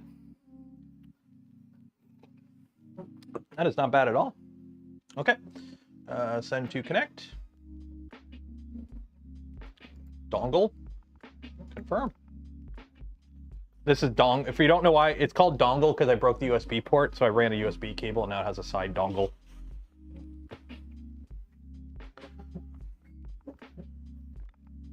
The fact that I don't have to worry about this not extruding anymore is so happy. Yeah, I don't know why that failed. I don't know why. Yeah, these glass. Actually, you know what? Now that I think about it, this one I might not have stolen. I think I may have gotten a Stella somewhere where it's like, oh, if you buy the Stella, you get the glass. And I'm like, ooh, I don't have to do... That's an extra glass I don't have to buy. Actually, that's really good. That is really good. If you want to try this for yourself, I don't know if you can get in the States. I'm assuming that if for you Ontarians out there, you can get the Lickbo. LSDC? I don't know. This... It's an espresso martini. So it's 6% alcohol plus caffeine. What can go wrong with that?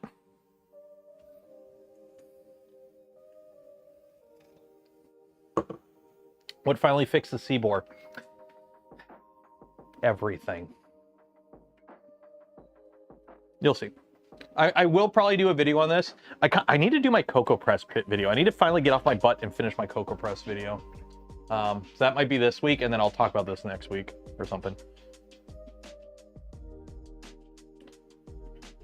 The original Four Loko. I never had Four Loko, which is funny because when did Four Loko? Because I believe you can still buy it. It's just they changed it. 2005. Yeah, I was in prime young dumb drinking around when Four Loko came out. I never drank it. Or maybe I did, I can't remember. My electricity statement is ready. Ugh. I don't like seeing that. Is still any good? It's good. I like Blue Moon. I like blondes when it comes to like, well, like my go-to beer is like an Indian Pale Ale for like dinner, but Alexander Keys. But like my normal beer, I don't like beer that's like way too hoppy or anything. I like a beer that you can just drink and not have to be like, because nothing's worse than like a beer that's really good when it's cold, but then when you get to like this part of the glass, it's just like, I hate that. I hate that. So. Yeah, not having the little guide is kind of annoying, so hopefully this doesn't fall off the edge, but we'll see. My power bill in Southern Ontario is usually around $200 a month. Now, to be fair, I am an outlier. Bunch of 3D printers. These things have heaters that are a couple hundred watts, so that, and then computers. My main computer's got a 3090 in it. And I've been playing a lot of Baldur's Gate lately, so yeah.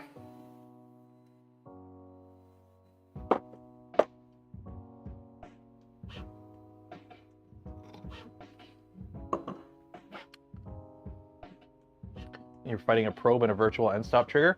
Well, hit it harder. Win that fight. You can take it. A well-made pale ale, not bitter, but a bunch of hop flavor and aroma. To an extent, yes.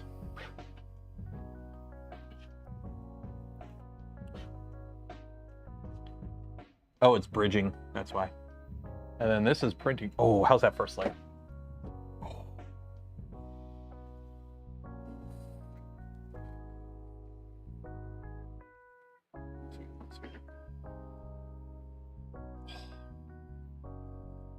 Let me get some video of this. Oh.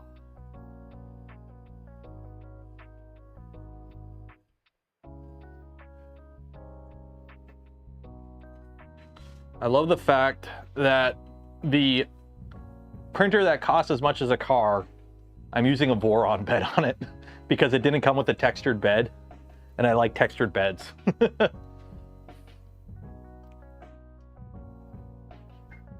A Prusa Mark IV's. This isn't a Mark IV's. This is a 3.5. This is a 3.5. This ain't a 4S.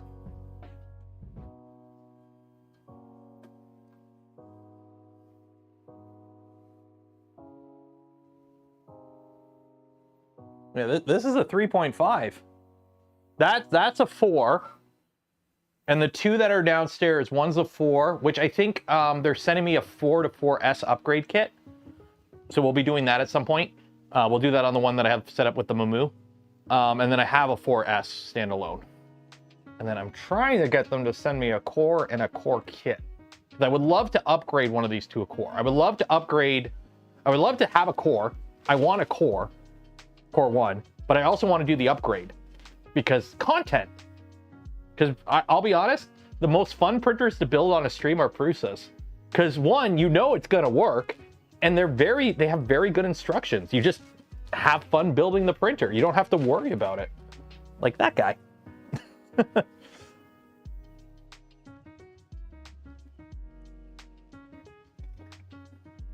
No, this is the original Mark III toolhead.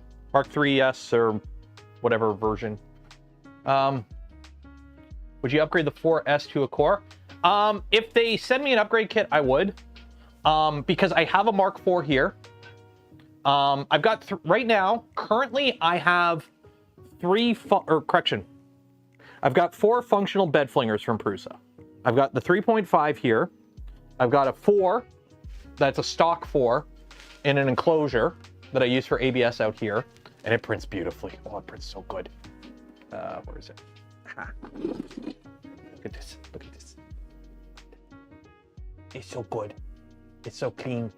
But anyways, that 4, a Mark IV standard downstairs with an MMU3 that I've been doing Q-Forges with nonstop. And then I have a Mark IV-S.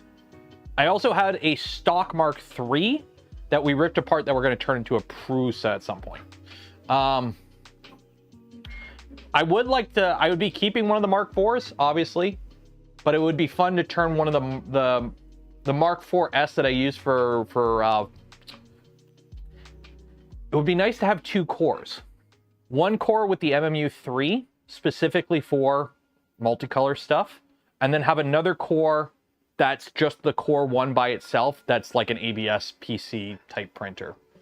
So I would like to have 2 cores for that. So swapping those 2 out downstairs. But I do like the bed flinger. Like the Mark IV in an enclosure, while it is big, is actually a really nice printer. Because you know why?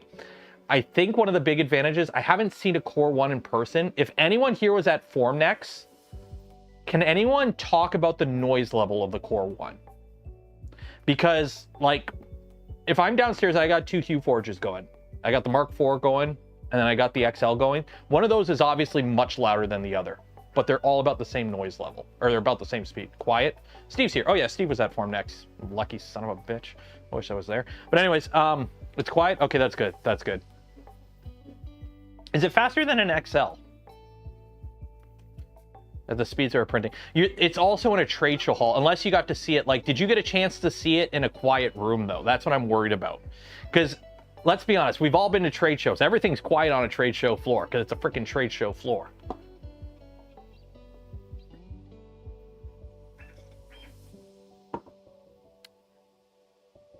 Oh, you got the pre-release preview? Nice. I gotta figure out how I can get over to Prague. That's what I need to do. I need to go to Prague.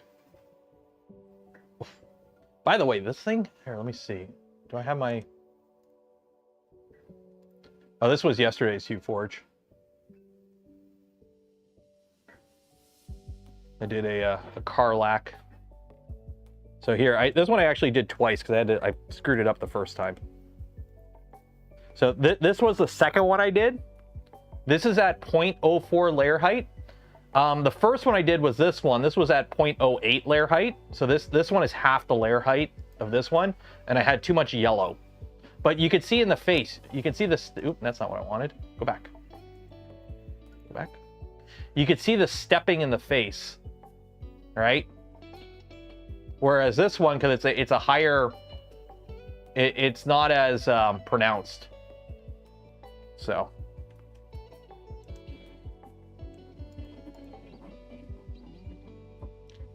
Yeah, I've been doing so many Q-Forges. I'm waiting on, why aren't you syncing? I took a picture of that. That thing, first layer, ooh, so good. Here.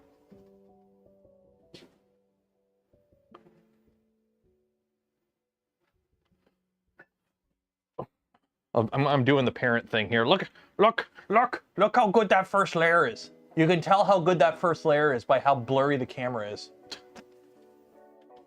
How did the black and white grayscale image? Which one? I've done a few. Yeah, let me pull it up.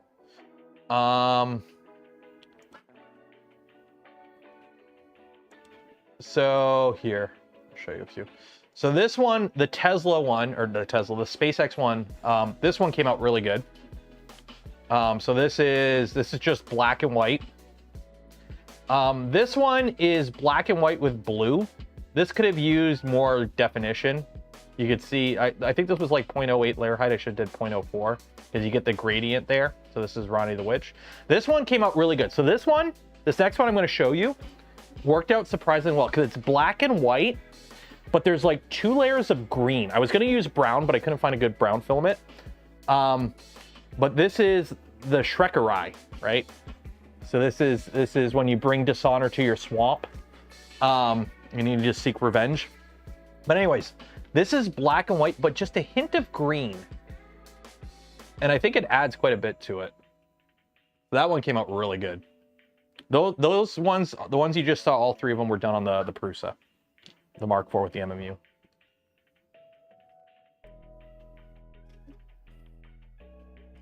I just upgraded my C4. We probably will upgrade this to touch at some point. I just want to get a bunch of hours on it first before we go fiddling with it again. In case you can't tell, I'm kind of fed up with messing with this printer. I just want to print on it. How's the MMU3? I really like it. There's a few things that kind of make it a little bit annoying, but most of those just relate that it's not an MMU thing. It's more just a buffer system thing.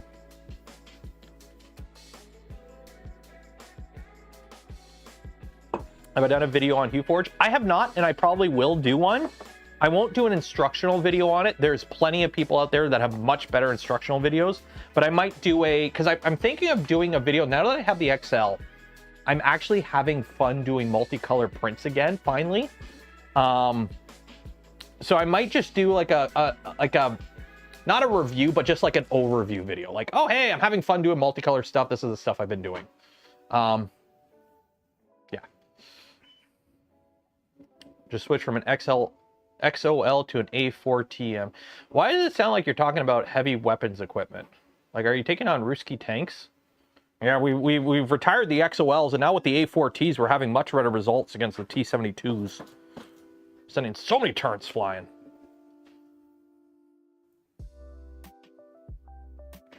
Except loading the damn thing. They are a bit annoying. I have mine. Let me pull up a picture of my Mamu with the buffer. When did I put the buffer together? When did I put the buffer together? It was a while ago, right?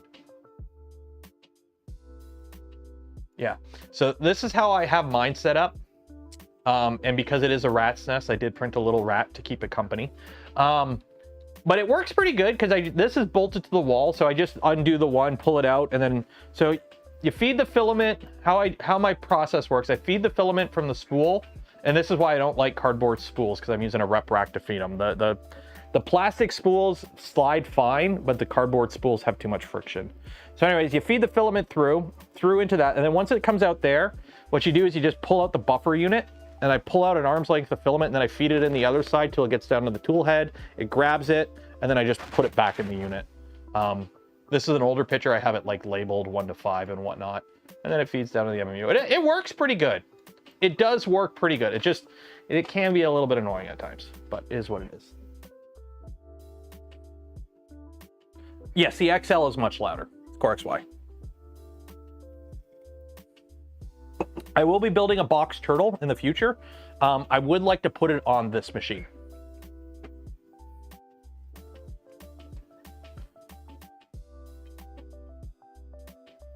There's recently picked up HueForge. There are settings to use front lighting or rear lighting. What do you use?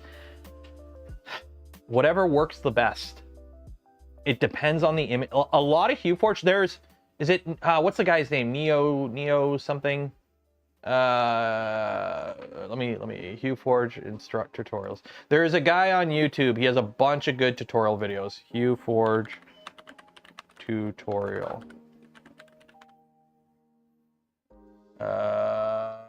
I would say, I don't know if how the teaching tech video is. Neokoi. This guy. I'm gonna, here, there you go. Boom, boom, boom. Put it in chat. This guy has a bunch of good tutorial videos on HueForge. So, you know what? Yeah, give him a subscribe. But yeah, a lot of good things. So the thing with HueForge,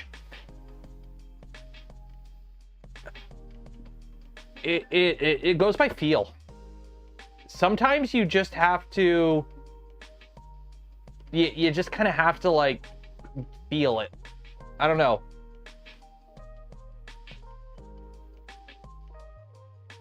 You kind of have to like, you just have to sit there and play with the levels, and then like watch the last stream. The last stream from the basement, we did a HueForge, and it was like, what the heck are we doing here? What was it? And then it just clicked and everything looked amazing. So yeah, HueForge, it's kind of like, it really depends on the type of image you're using. Different settings are going to be used for different types of images and for the different results. I highly recommend, I don't have any HueForges out here, I think I brought them all inside. Start with abstract stuff. Stuff that like, you're not trying to match the colors exactly. You just found a cool design that you can just kind of change the colors around and it'll still work, so you have more wiggle room. If you're trying to recreate actual real world images exactly, you're gonna run into a lot more, you're gonna have a much heavier learning curve than just like, oh, hey, like, here, let me pull up one I did. This guy, or this one. So this one, you know, this is 5 colors. This is white, black, red, yellow, and blue. But you can play around with the colors in any order, right? Like really only like the white has to be there for the white eyes. Like I could have played around with any set of colors to get a pattern that looked cool, right? These are the exact same HueForge, just scaled, because I was trying to see how scaling works with it. So it's like, if you go with more generic, artsy stuff, you're not as roped in versus like, I'm trying to recreate this. Good luck. Actually, you know what? If somebody does a HueForge of this, post it in the Discord.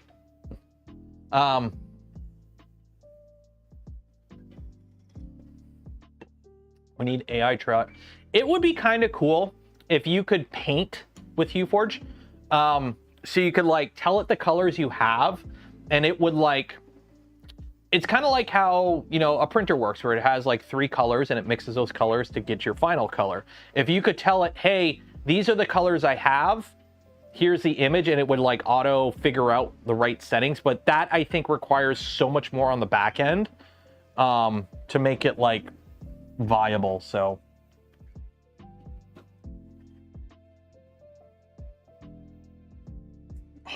oh, that first layer is perfect.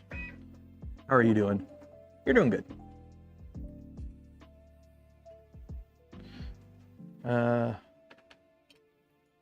What is the speed? Whatever the default profile is for Fibrology 40D. I'm in no rush.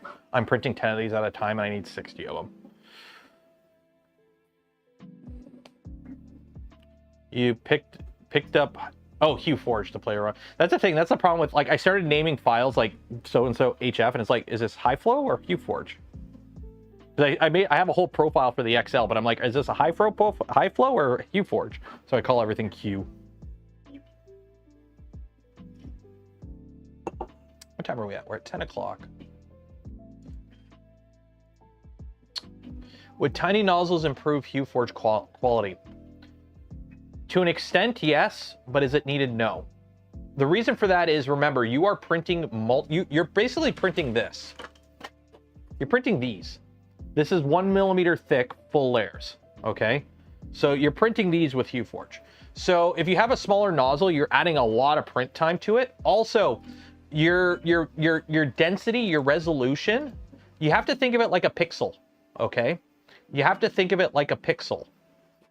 So this one here, this is with a 0.4 nozzle. This one was on the XL. But you zoom in, see like this little dot? That's like the smallest resolution you're gonna get, is because it's a 0.4 nozzle. So you're looking at, look at your nozzle, get a 0.4 nozzle, look at the little dot. That is the smallest individual detail you will get out of a Hue Forge, is that little dot, because it's working off a 0.4 nozzle. So yes, if you go to a 0.2 nozzle, that is a smaller knot, but do you really need it? That's the thing. It's kind of like, Hue Forge, if you're doing something this big, I don't think 0.2 is really gonna matter. Personally, I've been fine with the 0.4s. Also, I find with the smaller nozzles, going that slow and extruding that slowly for that long is a jam risk. Like for example, I found like silk filaments. I have yet to be able to do a Hue Forge with silk filaments that was not a mess. Silk filaments are a nightmare because you have to print like, with Hue Forges, I'm not playing with speeds. I'm running stock Prusa speeds. So whatever the stock speeds are for Prusa XL, Mark IV, whatever, that's what I'm running. What I'm running, I've dropped the temperature down to like 210 on the nozzle. Retractions are like 0.5, and I turned off gap fill. Those 3 settings cleaned up my print so much.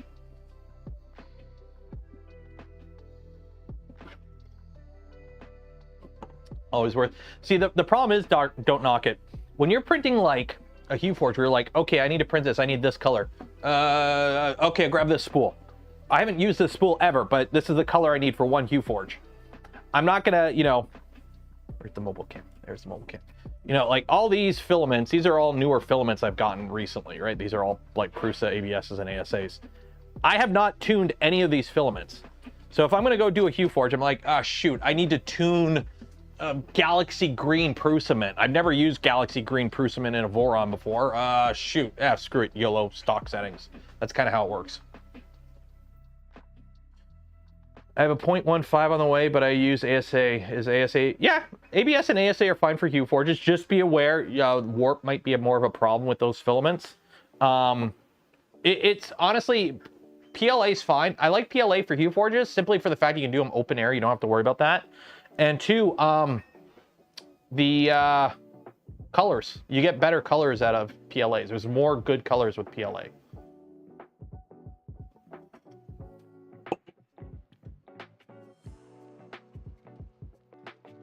I keep forgetting this is moving. You don't hear this printer printing until it does a rapid. Like, this is the loudest printer right now.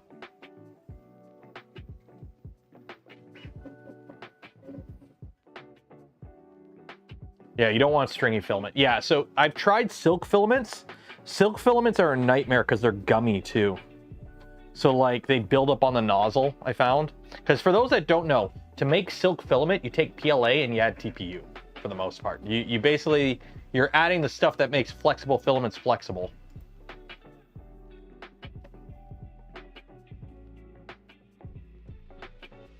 Although I do have some clear PETG that I want to try. I want to try doing a Hue Forge with clear PETG that like bleeds through so that I could put like some LEDs behind it to like light up accents or something, like a mech something.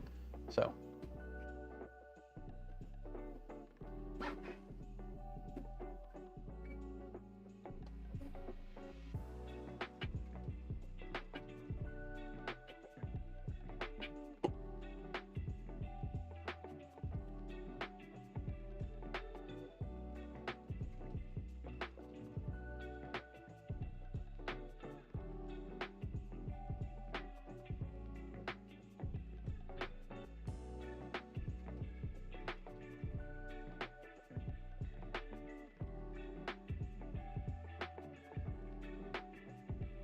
When is American Thanksgiving, by the way?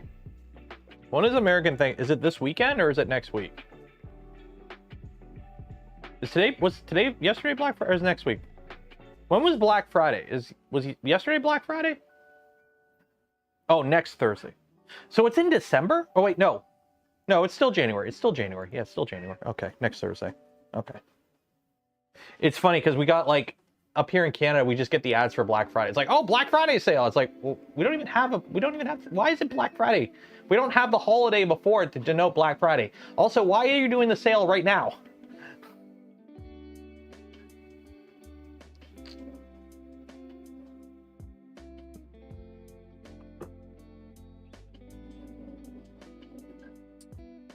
Do a stain. Ooh, well, here's the thing. A stained glass Hue Forge, I don't think would work because you would want the same color all the way through. You wouldn't want to blend with a Hue Forge if you're going to be putting light through it.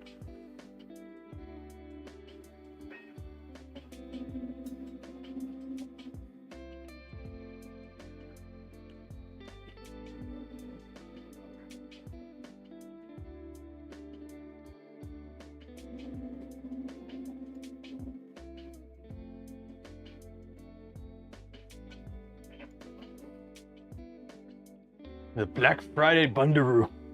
That was South Park, right? So, South Park had that, the Black Friday Bundaroo.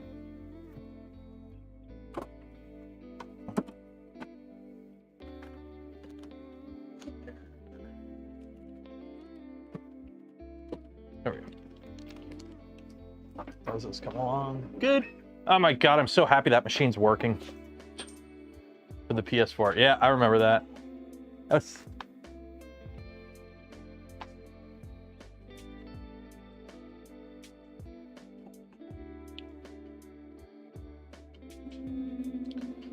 you got my screen name wrong for the filament. I said, Kurt, your screen name is mostly just to individualize yourself. Like, I don't... 144 likes and 341 watching. I don't know. How many... What's really funny is we have 340 people watching, but only 270 people entered to win a spool of filament. It's a worldwide giveaway, folks. It's free filament. It costs you nothing. Enter. Why haven't you entered? There's people watching right now that haven't bothered to enter for free filament. Why?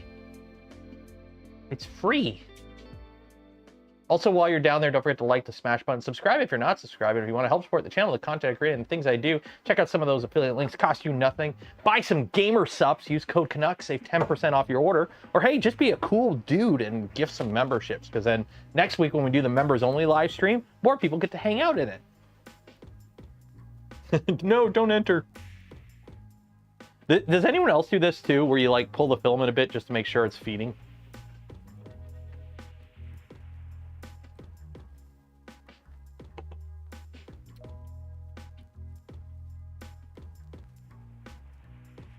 Laziness is 4 lines. It's not even 4 lines. It's put your email in, answer a random question, which today is like, what is the best worst movie ever? And then put your name from chat in. And that's the only reason I need your name from chat is so that I can shout you out. The only actual information I really need is your email address. And the only reason I need your email address is so I can email you the link from POLYMAKER to fill out the form. It took me days, the enclosure days. Prusa, my Prusa rep, like, hey, do you want an enclosure for your XL? And I'm like, kind of not really, I'll be honest. My XL is firmly on PLA, PETG, and open air color, multicolor print duty. I do want to play around with it. We might play it, I don't know when. We'll next print and chill. I do want to try something like printing something with like a nylon infill and like TPU exterior. I do want to try that for some reason. I don't know how it'll work, but it'd be kind of fun to try and print something that's meant to be like a high impact thing where you have like a nylon skeleton with a TPU exterior. I think that would be kind of fun. But like, I don't need to enclose it because believe me, I've got plenty of machines if I need to print ABS.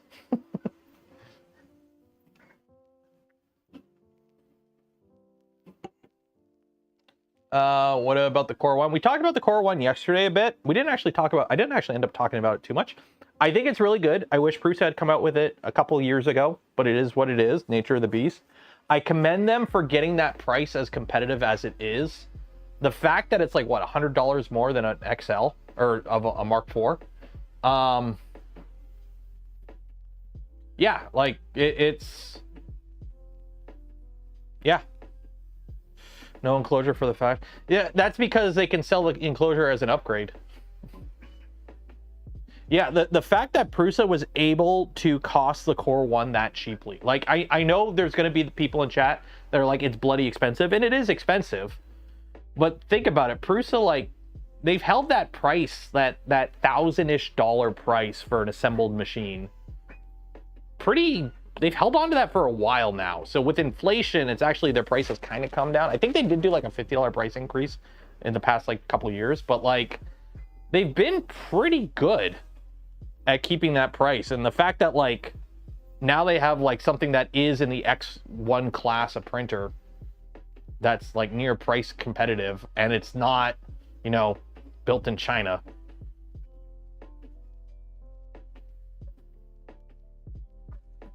Somebody's got to pay for the employees to do the work that Bamboo uses for their slicer, right? And Cheedy, and Pantheon, and every other company that skins Prusa Slicer.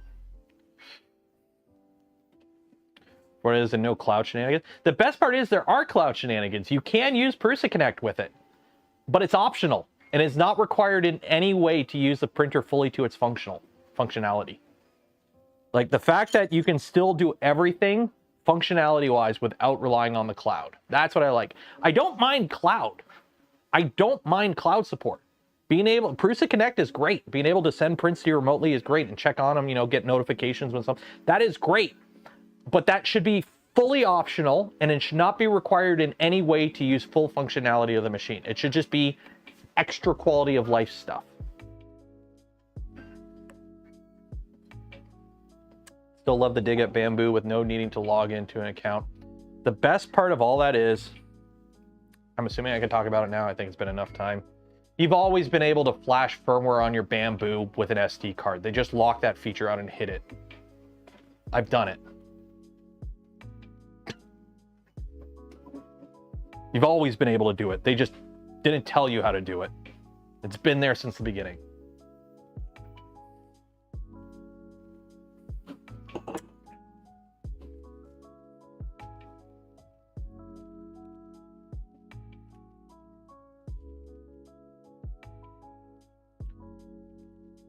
Some people got really butthurt about the jabs. Well, here's the thing. Were they butthurt? Were the jabs at Bamboo specifically, or about the about business practices and design ethos? Because they didn't call out Bamboo. They called out printers that are glued together instead of machines that you can repair. Bamboo isn't the only company that does that. Bamboo is not the only company that does that. They called out business practices. They didn't call out a company. Just because that company happens to follow those business practices, I didn't say that. You said that. I didn't see Prusa calling out Bamboo at all. I saw Prusa calling out anti-consumer business practices. Now, if your favorite printer just happens to follow those business practices, oh.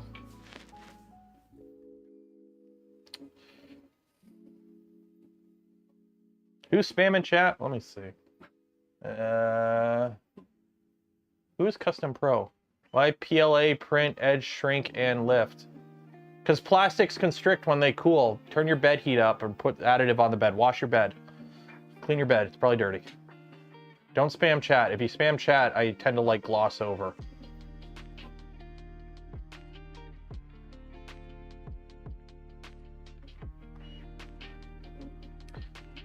Factor in the import. It is what it is. Why do you think they bought printed solid? They're trying to get taxes, duty, and shipping is firmly out of manufacturers' hands. Like there's a reason. Like I know you're like, how do I word this? Yes, their prices cost more than, you know, buying a printer from China. Okay, in terms of shipping costs. Well, guess what? If Czech Republic had the same ungodly discount on global shipping that China does, because China's a developing country. I'm sorry, you have a space station. You can't claim to be a developing country and get super duper cheap shipping rates because you're a developing country and pay pennies on the dollar that everyone else has to pay for shipping if you have a space program. I'm sorry, but it's true. They get shipping from China costs nothing. They get the super global discount rate. So it's not that you're paying so, you have to think of it this way. It's not that you're paying that much. It's not that you're paying so much for a Prusa or shipping from the EU or whatever. It's that they're the normal price. It's just Asian market stuff is super discounted. So it's not that they're cheap and they're expensive. They're normal. It's just everything else from over there is super cheap, and because they're taking advantage of systems in place that allow them to be super cheap. So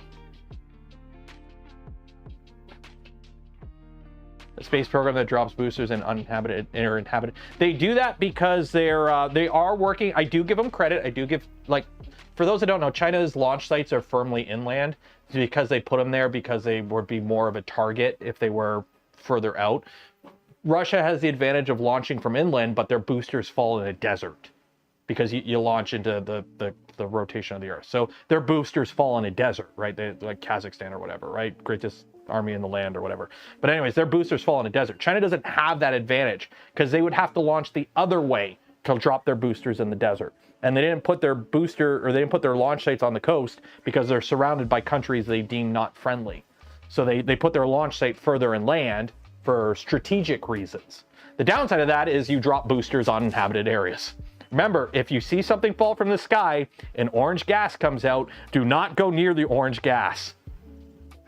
Anytime you see orange gas, run. Run. But they are, from my understanding, China is working on building a launch site on the coast, so they won't be dropping boosters on friendlies anymore, hopefully. So good for them for that.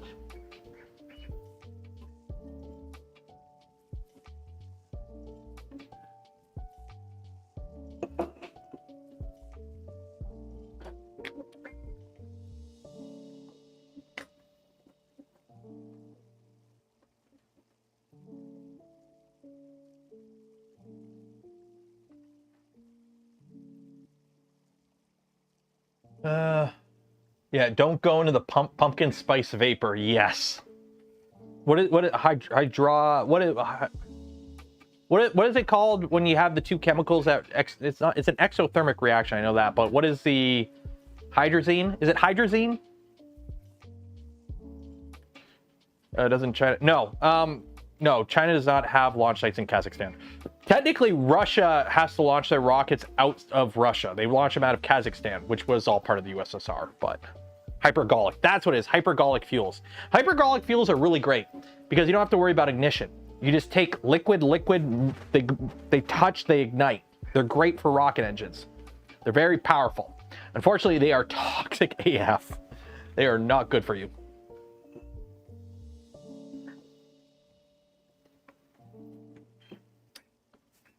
Yep, back in the USSR.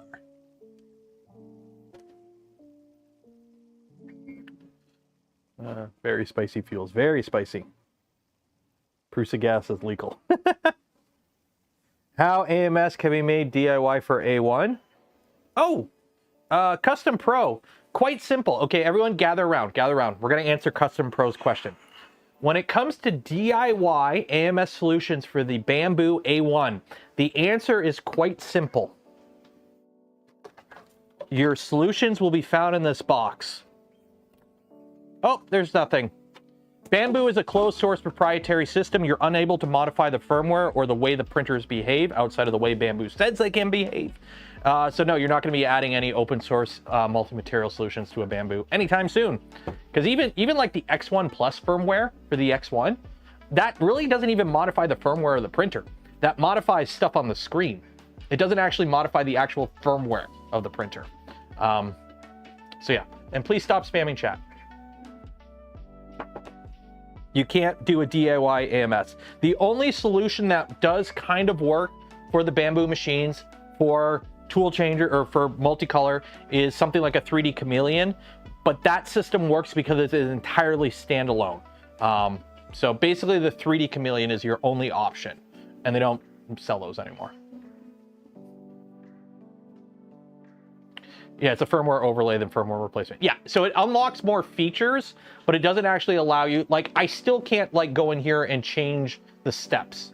Like, that's kind of the downside with the Bamboos. Like, there's aftermarket hot ends and extruders for Bamboos, but you cannot make an aftermarket extruder for this machine that uses different stepping. So what that means is, like, you know, when I put the Galileo in here from the stock extruder, I had to go in there and change the gear ratio and like the steps per millimeter of feed. You cannot do that on a Bamboo. You cannot change motor voltages or step rates or gear ratios. You cannot modify anything on the firmware of a Bamboo. So you can't even put like a higher wattage hot end. You have to, like, anything you put in there has to behave like the original does, or within the original parameters. 3D Chameleon out of business. They shifted to an open source design, so I'm pretty sure like the files are out. I don't know, but yeah, 3D Chameleon has kind of closed up as a business entity. I believe they're going fully open source, so anyone will be able to build one. But yeah. Okay, Custom Pro, I'm just gonna mute you because you keep spamming something that I've already answered. I'm assuming you're not even watching the channel live. Yeah. So, timeout.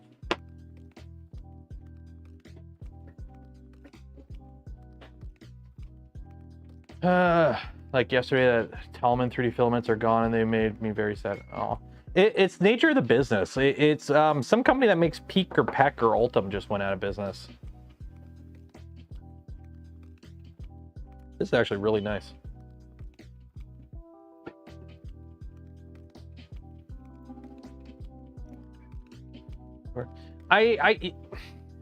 Bill's doing just fine. I think Bill's just kind of working on something new. If you ever get a chance to talk to Bill, he's a creator of 3D Chameleon, the dude has lived more of a life than any of us. Like every time I run into Bill, like I half expect him to be like, so like the other day when I was working on the thing for NASA on the space station, I'd be like, cool, okay, yeah, you were in space yesterday, cool. That makes sense. Cool. Anyways, like he's that kind of guy. He's well traveled. So he's just moved on to another thing, I think. If you ever get a chance, just talk to him. Great dude.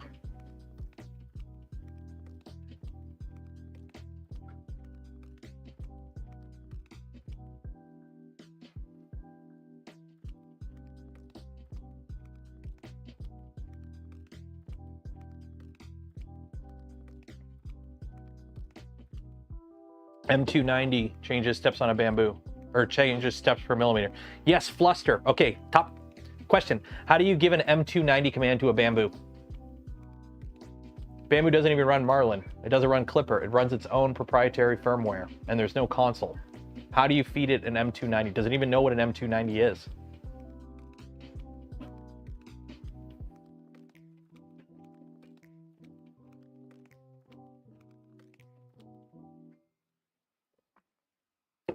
Send it via MQTT. You can do MQTT? Oh, I guess, yeah, you're right. It can do MQTT. Now, did they okay, so is that only available on the X1s, though? Is that only available on the X1s? Or is it available on the P1 series and the A1 series?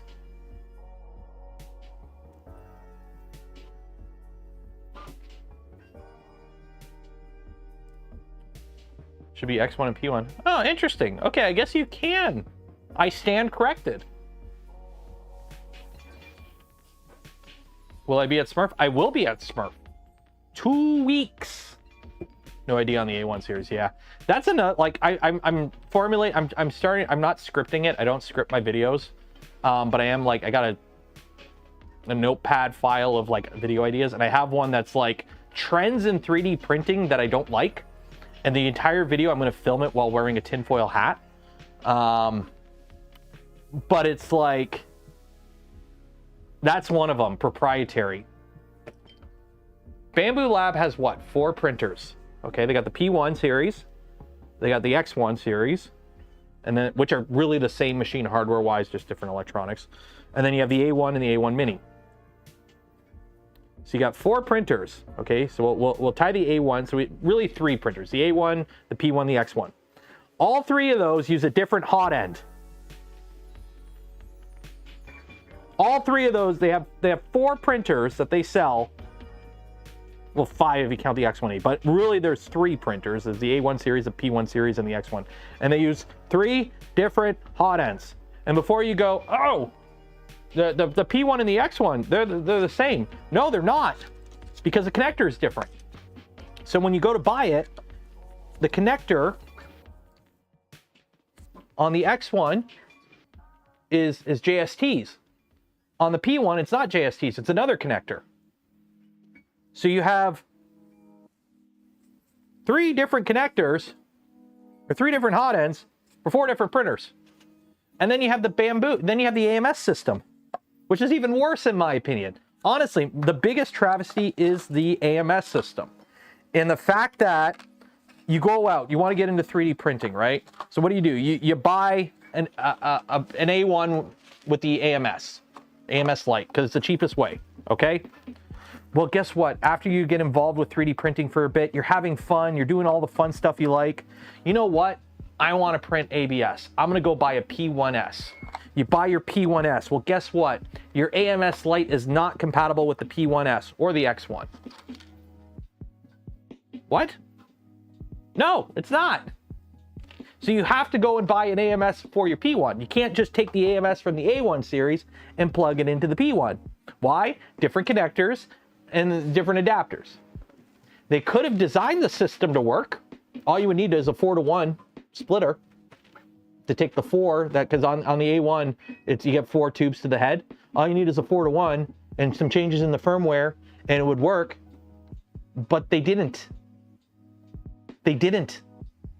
And I don't care chirping them out for that. They could have designed the system to be more user-friendly and more compatible, but they didn't on purpose. That's the kind of stuff I don't like from Bamboo. No money in that. That's why I don't like Bamboo. It's not the machines. The machines are perfectly good machines. It's the business practices like that that annoy me. Where you got Prusa over here where they're like, yeah, oh, you bought a Mark II? Well, here's an upgrade kit to turn your Mark II into a Mark III, into a 3S, into a 4, into a 4S. Oh, hell, fuck, you want to turn it into a Core XY? Go for it. Here's the kit. Have fun. Print your own parts in hot pink. I don't care. Do it. It's your printer. Yeah, if Sony can make a PC adapter for the PS2 VR so that you can use your Sony virtual reality system on your computer, then Bamboo could have made a frickin' 4-in, 1-out and a plug adapter to use an AMS Lite on a P1. So yeah, that's why I don't like Bamboo. It's not because of any specific one thing. It's just overall business practices I think are very consumer, and they go against the spirit of the open source homecomings of 3D printing. So I'm going to go back to the hypergolic stuff. There's a great article on chlorine trifluoride. That sounds like bad. And in case for the people like, oh, he hates Bamboo. If you actually watch the channel, you know I recommend their machines all the flipping time.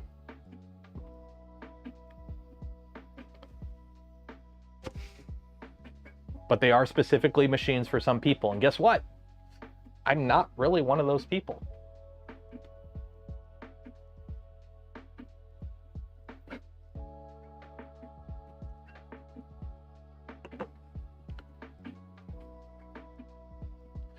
It is extremely toxic, but it is a list of problems. It is hypergolic with every known fuel. And so rapidly hypergolic that no ignition delay has ever been measured. Fun fact, oxygen's a fuel. So like it would just go.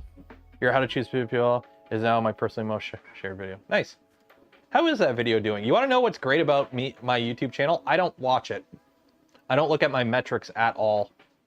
I put a video out. I schedule it. I put the video out like 2 days before. I upload it like a day or two before. I put the links in the Discord. Join the Discord if you haven't, by the way, link in the description.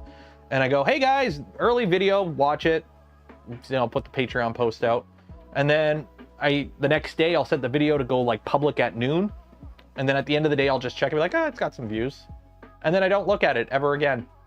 Like, what it's got? It's got 4,700 views. Okay, cool. 43 comments. Cool. Yeah.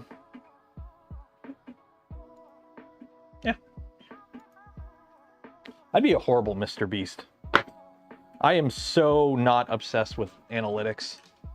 It's bad. You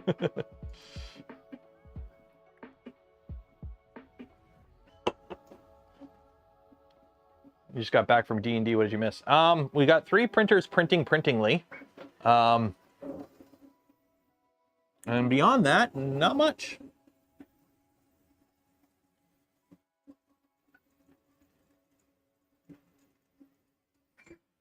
This whole desk is shaking. I gotta bolt this desk down better. Time has proven anything. Mr. Beast is terrible. I know a bunch of videos came out like this week of him like doing interviews. I honestly, what the whole Mr. Beast situation is, in my opinion, it's just a kid who grew up way too quick and didn't realize how. Linus Tech Tips had the same thing, where they had the whole investigation and whatnot. Basically, anytime you have a small group of friends who suddenly become a big, massive company with lots of profits, you're gonna find skeletons in the closet.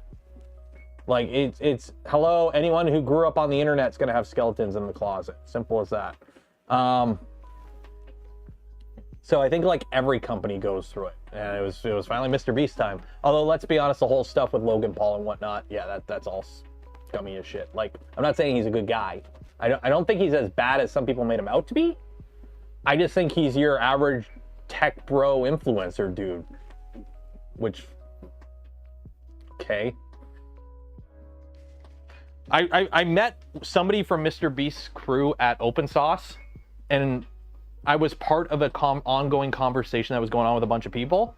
And basically, like, what really turned me off was anytime somebody brought up any sort of idea, it came back to how much money could we make off of that idea? Or is it profitable enough to be worth it? Like, that immediately turned me off all the content they put out now. Because it's like, you're not doing it for fun. It's just a business now. It's just a business. Now, don't get me wrong. As a YouTuber, like, you got to do stuff to get paid. You can tell when a YouTuber does the I'm just doing this to get paid video. You can tell. A lot of them tend to be Insta 360s, if you haven't noticed. So anytime you see a YouTuber do an Insta 360 video the same day that everyone else is doing their sponsored Insta 360 video, 9 times out of 10, you could tell that video, it doesn't feel like their normal videos, because that's a I'm doing this to get paid video. But all his videos are like that now. So it's like, I used to have fun watching the videos, and now they're just not fun anymore, because they're just, it's like watching Survivor. It's like watching anything scripted nowadays. When there are employees and families, money matters. That is true, but here's the thing, like, my channel, I'll be perfectly honest, my channel growth has stagnated this year, horribly. My channel has stagnated horribly this year. So if you were looking at my YouTube channel, you'd be like, holy shit, he's not doing good. I'm only up 5,000 subs this year. I'm still paying my bills. I'm good. Yeah, the bigger number, better person in content. I don't have my silver play button, but it's like, still making enough to pay my bills. That's all I want to do. I'm good with that.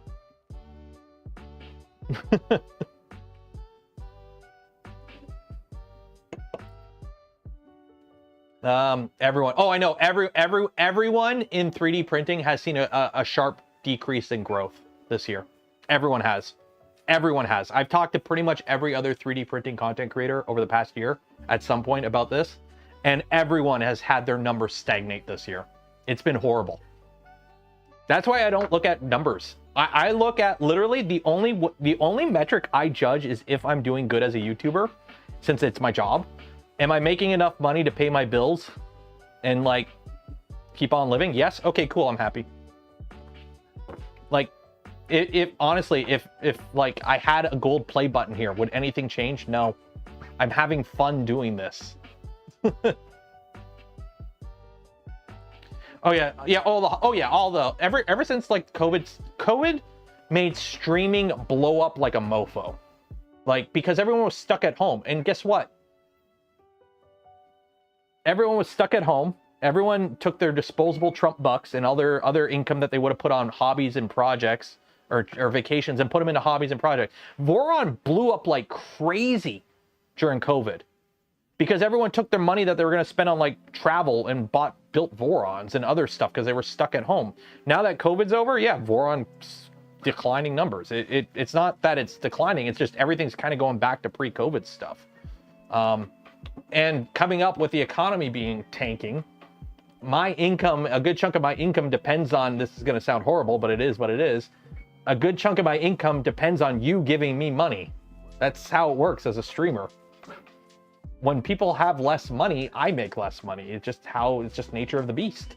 It is what it is. So with upcoming, everyone's not doing great economically. Upcoming, we'll probably due for a depression anytime pretty soon, let's be honest. Yeah. It do be what it is.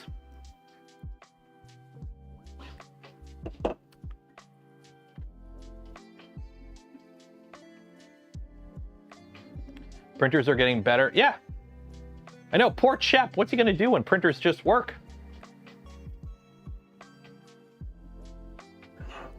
Da Vinci, thank you for becoming a member. Cheers and appreciate it. Cross 2010. Here's the paying bills, 20 bucks. Cheers and appreciate it. That's coming along good. This thing is just nailing that first layer.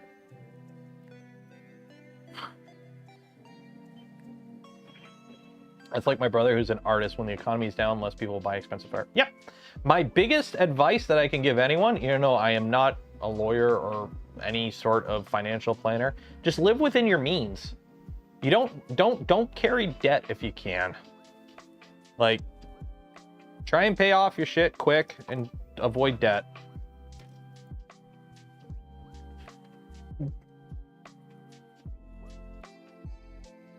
Get a Costco membership. Next year's for your electricity bill, $5. Gift memberships. Don't do the money thing. See, Hagnatic's got it right. Gift 5 memberships. Cheers and appreciate it. Because when you gift memberships, I get the same amount. I get the same amount. But 5 people now get to be members and hang out when we do the member stream next month. So.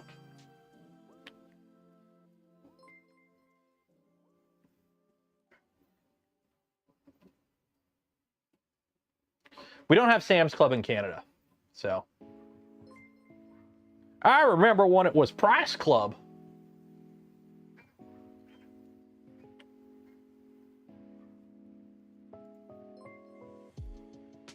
Costco gas. See, for us, usually we do 1 or 2 big purchases a year at Costco, and that usually covers the membership. RJ, gift 10 community memberships. Cheers and appreciate it, RJ. Cheers. Don't forget, we're doing the giveaway in 20 minutes, so if you haven't entered for your chance to win some POLYMAKER filament, link in the video description. Yeah, I've never been to a Sam's Club is like Costco, but it's Walmart, right? It's basically the same thing, right? Sam's Club, like we don't have them in Canada. So Sam's Club is basically Costco, Walmart, right? It's like the same thing, basically. Yes? Okay, that makes sense. That's what I always kind of figured it was that, basically. It's Walmart, it's Costco, okay. So which came first, though? Did Costco come first or Sam's Club?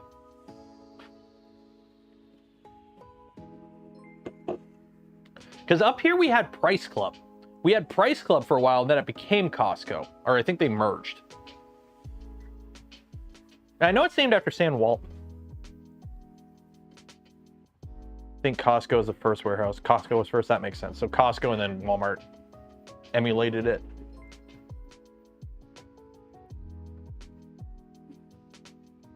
By the way, inside this chamber right now, it is 57 degrees Celsius. So chamber temperatures are 57, and we have a Nighthawk temperature of 87 degrees. So the original warehouse, because we can, under the name Price Club. Okay.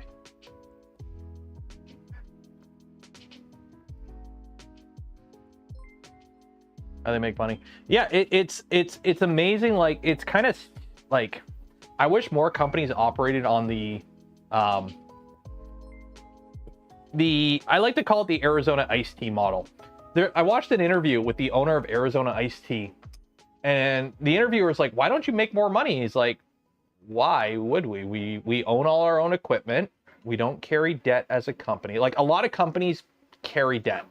Like, the shop I used to work for was very good as a shop because they bought their CNC machines. A lot of shops would like take out loans to buy their CNC machines. Our shop only bought CNC machines. So when things went up and down, we were much more solid because it was like, oh shit, we can't pay our bills. It's like the only bills we had were like payroll and electricity, right? Like your normal bills, your operating costs. You didn't have like this massive debt from having to pay off CNC machines over decades. So the interviewer was like, why don't you make more money? Like, why don't you charge more for Arizona iced tea? And he's like, why would we? We at our current price point, we're still making money. We are able to keep all our employees well paid, good benefits, keep the lights on. Increasing the profit that we make doesn't benefit anyone but us. And there's more people that benefit from just buying cheap iced tea. Like, I really wish more companies operated under that model where it's like, well, I guess we've made enough money to cover our expenses, a little bit extra for a rainy day. We don't need to increase our prices. But nope, you can't do that. Can't do that if your company's on the stock market. You can't. Got shareholders. Can't. Sucks. Because think about it. How much? What are the 10 richest Americans? Let's see. 10 richest Americans. So let's see. List of Americans by net worth. So what do we got here? We got old Muskie. So we got what? There's a $250 billion. So what? In the top 10 richest people in the US, that's $1 trillion there. That's just $1 trillion in assets held by 10 people. Now, granted, yes, I know they don't. Bill Gates, you know, Elon Musk can't Scrooge McDuck into a swimming pool with $250 billion. He doesn't have that cash. He owns assets that are worth that amount. But why? Why does he need to own that? Wouldn't America be better if that $1 trillion that's held in those 10 people's investment portfolios was like spread equally, or just hell, let's just solve hunger? Like, but no, we can't do that. We can't do that. We can't do that. Also, the military-industrial complex is not as big as you thought. I watched a video on the other day. It blew me away. Let me see.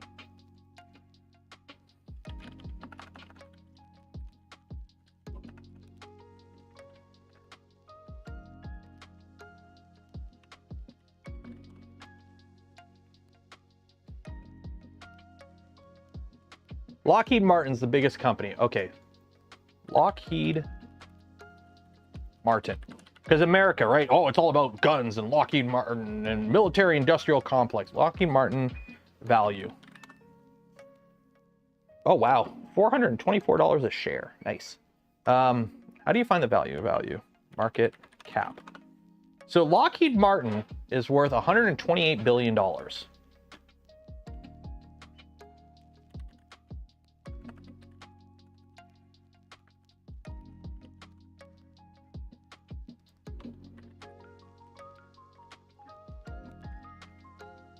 A company that makes diapers is worth $415 billion.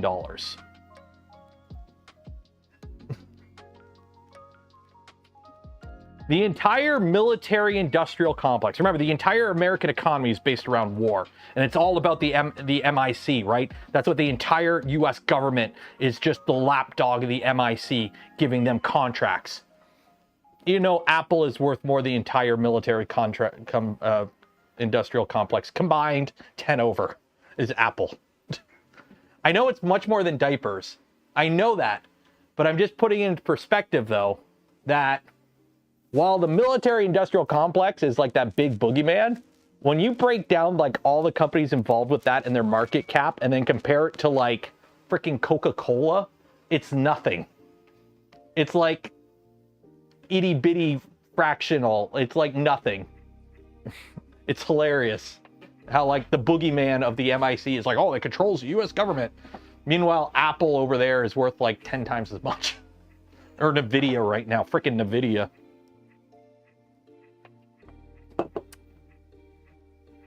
Yeah, big pharma. Yeah, it's big pharma more than anything, let's be honest.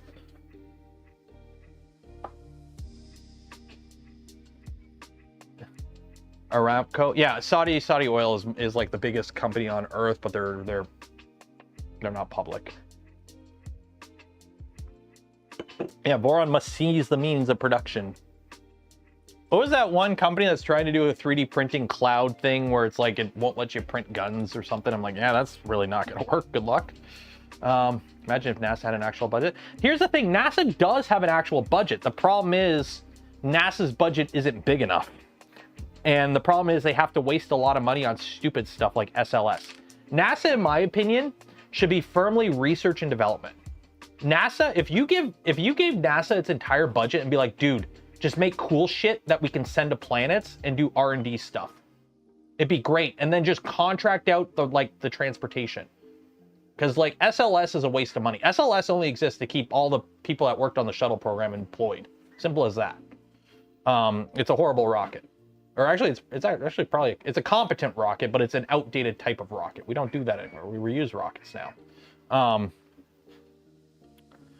NASA should be, in my opinion, firmly focused on R&D, not having to waste money building rockets that are waste of money. Doge won't fix shit. Doge won't fix shit. What is it? They want to get rid of like 90% of federal employees. Cool, let's get rid of 90% of people that have jobs. So let's put several million people on the unemployment line. Oh, where are we going to get, how are we going to make up all the income, like the taxes we were making off them? You know, how are we going to compensate the economy for all the spying that they were doing? Yeah, no, I'm hoping Doge is just the thing to keep Muskie. And what does Vivek even do? What's his background even? Alignment and workmanship standards, guys, should be mandatory. Yeah, like NASA does a lot of good shit. NASA does a lot of good shit. Like, so, like, I hate when people say, why are we spending money on NASA when we could be like feeding the poor? And then I'm like, NASA budget, US military budget, like way up here, it's out of frame. So don't be bitching about NASA budget. But it's like, we've gotten so much good shit out of NASA over the years, so. I work for the government. 90% of people are lazy and worthless. Kyle C, guess what? Kyle C. Bring it in, Kyle C. I don't know about you, but every single job I've ever had is full of lazy people. All jobs are like that. All jobs are like that.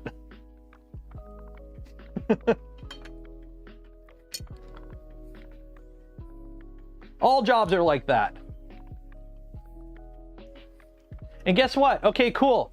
You've just fired 90% of the US government employees.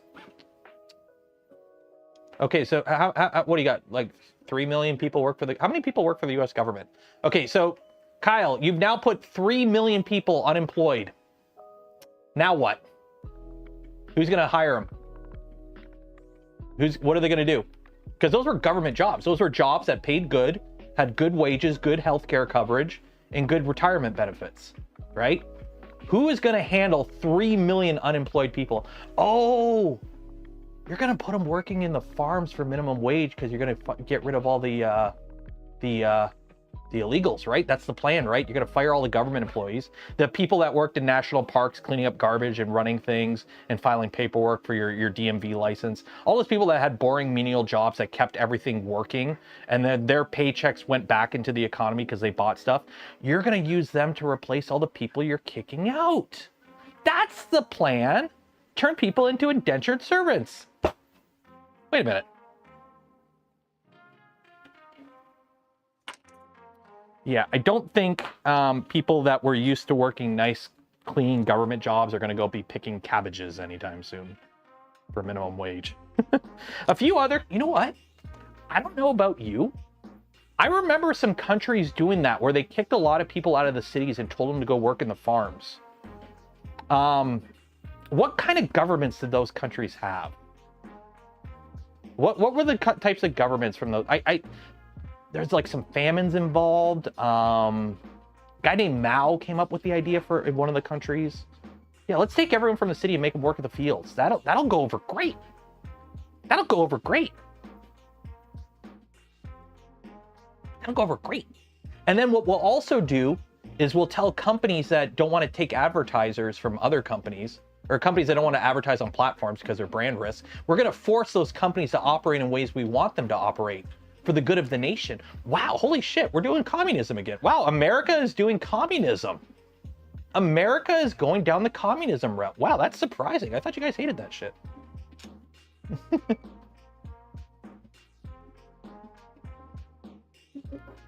Okay, back to printing. Hey, it's printing. I know the Khmer Rouge did that, Pol Pot did that, but also China did that, and a lot of communist countries. What was it? We just had the Harlem Door thing, the annual Harlem Door remembrance thing. Yeah.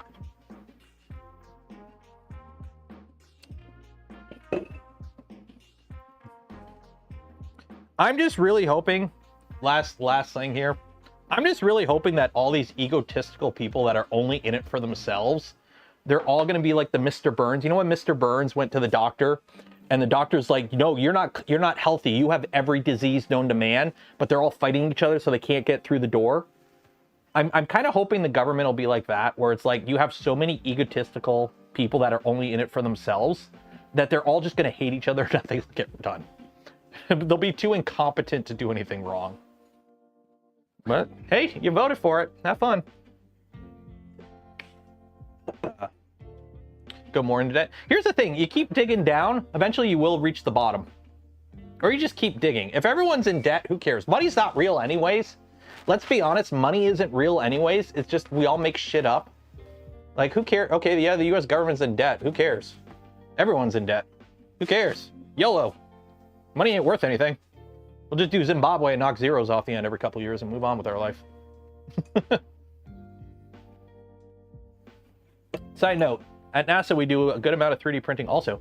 I am aware that while a Voron has not made it to space yet, stuff printed on a Voron has made it to space. I know certain companies that do space stuff have Pantheons. 3D printing is actually surprisingly like useful in a lot of fields where you do a lot of one-offs. Like if everything you do is a one-off, having a 3D printer and 3D printing components is actually surprisingly useful for a lot of stuff. Hey, we need to make this mount bracket adapter thing to fit this. Oh, let's just 3D print it out of, you know, Ultim and send it, or glass filled nylon or whatever. It's good enough.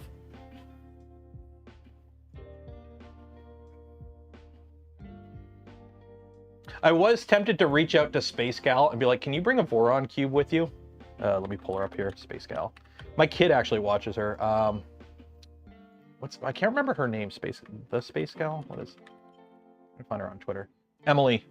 Yeah, Emily, I can never pronounce, Calandry. She has a kid's show. My little guy watches her show. But she went up on Blue Origin on Friday. And I was very tempted to be like, hey, can you bring a Voron cube and take a picture for me?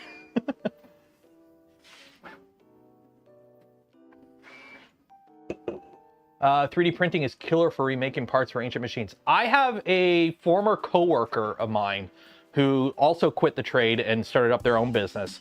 And they do automotive restoration. So they do like resto mods on older cars. And every now and then he reaches out to me and I 3D print like parts for cars. And these are like upholstery stuff, like buckle covers or like vents, like stuff you would need for your interior of your car that it's like, this car is from 58.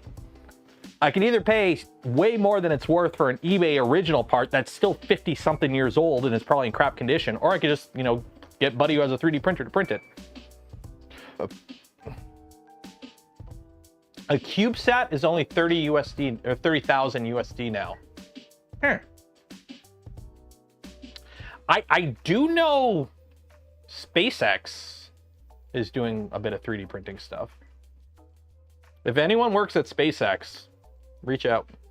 If anyone works at SpaceX and is able to like just put a Voron cube in the just below the adapter that gets yeeted during stage step of Super Heavy, just kind of put one in there and let it float out. Just put a red Voron cube and let it float out on the live stream. That'd be super cool. Also, has anyone seen? Okay, we're going. This is why I hate politics. I love SpaceX, but nothing is worse than finishing a SpaceX stream and then having to figure out the updates, because you know a lot of stuff they don't put out until a couple days after like the launch or whatever. Like, oh, why didn't they catch it? And it's like I gotta go freaking find Elon on Twitter and figure it out, and I gotta wade through all the bullshit just to find the good stuff. But this was really cool. So this is a 50-meter tall reusable second stage of a spaceship landing vertically, under power, controlled, pinpoint precision in the Indian Ocean on the other side of the world next to a buoy with a camera on it.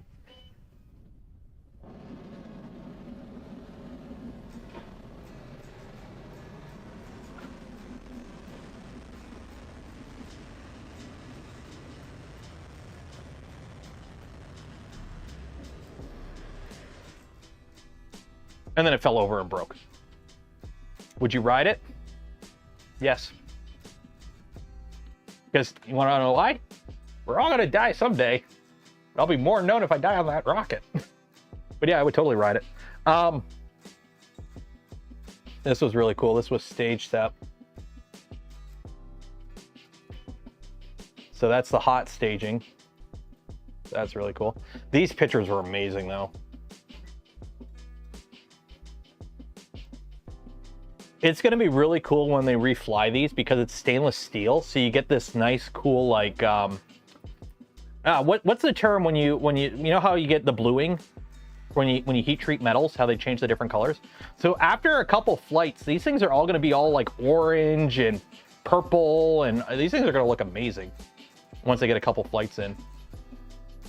But what they need to do, this is stage set. So if you look, they have a hot stage ring here. Again, if anyone from SpaceX is watching, they have a hot stage ring here, okay? And they have little vents on it. So how it works is when they do stage sep, instead of like turning off the engines on the first stage, then igniting the second stage, they keep the first stage burning. They just turn off most of the engines, and then they launch off of it. So you don't have to worry about a bunch of separation equipment. You just basically ignite the second stage engine and launch off of the first stage. And you have the advantage of you don't lose as much delta V. Why don't they just, because this is all vented, right, for the before they do stage sep, just get an Insta360 camera and yeet it out the side. Put it on like a little spring launcher, and like a couple seconds before stage sep, just yeet an Insta360 camera out the side, recording, and then go pick it up in the water later, put a little parachute on it or something. So that way we can get a third-person video of this shit happening. Because that would look really flippin' cool, don't get me wrong. That would look insanely cool watching this live, instead of having to like watch it from the ground and seeing like imagine seeing this from like a camera right here. That'd be really cool. Yeah.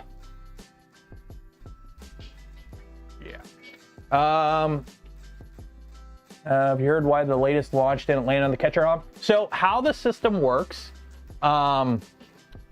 because there is so much risk involved in catching it, which honestly doesn't have as much risk as you think. Think about it. They've been precision landing Falcon 9s hundreds of times.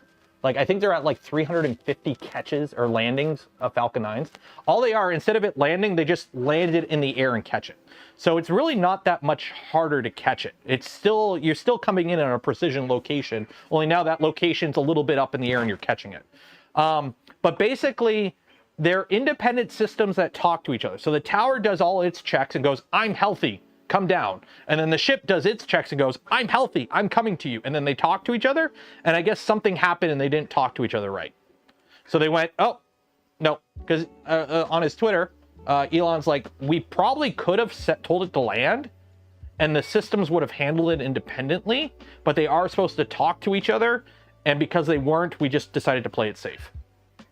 Dude, those PID loops are insane. Think about it. You have your hot end, while it's printing, is compensating for temperature, right? Because as your filament goes through, it sucks heat out. So you got to put more heat into it. And then when you're not printing, like you're doing a travel, you're not losing that extra heat from it printing. So you have to drop the temperature. So there's a PID loop keeping your hot end stable. Imagine the PID loop on a 70 freaking meter tall rocket coming in from space landing. The PID loop on those engines to keep them all stable and everything. Insane. Love that shit. I love space.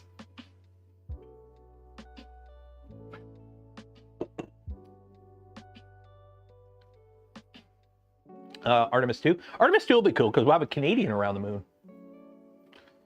Elon is not a smart guy.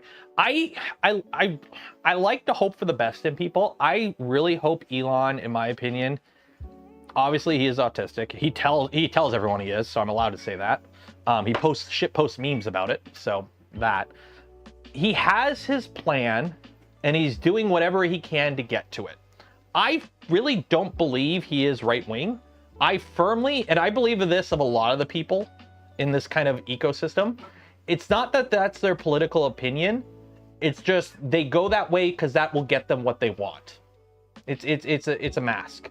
You put on the mask to get what you want. And Elon Musk wants really cool rocket ships on Mars. He'll do whatever he can to do that. That's what he wants to do. And that's what he's going to do. I've spoken to people who have spoken to Elon. A pretty good conversation with somebody. Elon does know space shit. He does know how the rockets work. Like, for the people that are like, oh, he's just faking it. He didn't start. Yes, he didn't start SpaceX. He bought into it. But he is actually very knowledgeable about how the rockets work. He does know what they are doing. He is a head engineer of the program. You cannot discredit that. He does know what's going on. He is involved with the design. He is. But he also is very easily distracted. He's currently like the #1 Diablo 4 player in the world. So, yeah. You understand? Well, he's that. And let's be honest. You could say whatever you want to say. Tesla and SpaceX would not be where they are today without Elon. Yes, he didn't found Tesla. But Tesla wouldn't, and SpaceX would not be where they are today without Elon. Like, simple as that. Simple as that. He's just really weird. And he's willing to do what he's an egotistical, maniacal businessman. He's like the bad guy in a video game. He's just willing to do whatever he needs to do to win. Simple as that. Sir, on the radar, it looks like a giant... That's the Blue Origin rocket. Although, New Glenn is launching soon, so that'll be really cool to watch. Want to be without government subsidy. Nadir, not quite government subsidies. Tesla does have a rebate for electric vehicles, but all EVs get that rebate, not just Tesla. And as for SpaceX, SpaceX has saved the US government so much flipping money, you have no idea. The lower cost of rockets that SpaceX can offer versus going with ULA has actually saved the US government billions. Getting a contract to do work isn't a subsidy. It's getting paid to do a job. That's like saying Lockheed Martin lives off government subsidies because they build F-35s. No, they got paid to build F-35s. So, yeah. Loans. Oh, everyone gets government loans. Look at the big... how many... how did Ford, GM, and Chrysler survive the 08 downturn? Oh, wait, they got loans from the government. A lot of companies... A loan, as long as you pay back the loan, there's nothing wrong with companies getting loans. Because if a company gets a loan, usually there's an interest rate tied to that, and they pay back loans. Because if they don't pay back loans, they default. It's when loans are not paid back that's the problem. So I have no problems with companies getting loans from the government. That's the government investing in business that hopefully leads to jobs, leads to economic growth. And if the loan has interest attached, the government makes them a little bit of money on top of that at the end of the day. So, yeah, my house is a loan. Right? I got a mortgage. We all have mortgages. We all have loans. Yeah, it's when the government lends money and then does and basically doesn't require it to be paid back. Then it's a little bit different. Being self-made. Oh, he's not self-made. No billionaires are self-made. They all come from, you know, well-off upbringings, but like, it is what it is. I don't think the world is as evil of a place as some people think, especially like right now. I just think it's just, a lot of people are just greedy. I just think a lot of people are greedy. That was really good. That was a really good drink. Back to the gamer subs. Okay, are we gonna do a giveaway?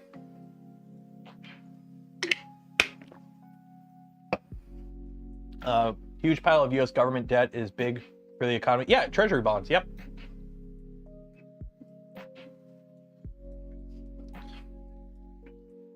Okay, we're gonna do, ooh, did I get an email from Patreon? Ooh, new dark routes, cool. Nothing is more fun than coming across a YouTuber that puts out banger content, and then you binge all their content, and you're like, damn it, now I gotta wait for new stuff. So you subscribe to their Patreons and get the new stuff early. Oh, we know he's not self-made. He's not self-made. We know that. Same for my LC and Nick Woodman. His family was rich enough to allow him to... Yeah, that's the thing. It's like, what was it? People saw, was it Wayne Gretzky? Wayne Gretzky was at a party at Mar-a-Lago, okay? And a lot of people were like, oh my God, why is Wayne Gretzky there? He's Canadian.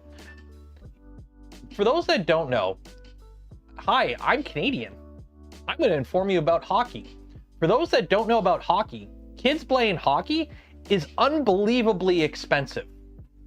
Okay? If you play hockey, your parents are rich, or they're sacrificing a ton. If you are playing hockey at the level where you are like, you're playing at the level where you can get into, you potentially have a career in the NHL if you keep going, you are well off to an unbelievable degree.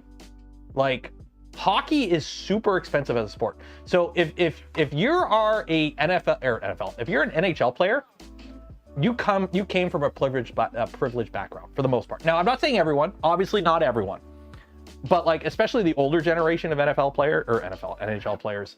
So yeah, you're upper middle class, lower upper class. Your parents are probably well off, own businesses or high up in businesses. So yeah, you're probably gonna have that right-leaning attitude. So it is what it is. And I hate using the term right-leaning. You have that business-orientated attitude where it's about the money. So yeah. Yeah, hockey is super expensive. Plus, you know, waking up at like freaking 4 a.m. to bring your kid to the ring. By the way, in case you can't tell, my kid's not in hockey.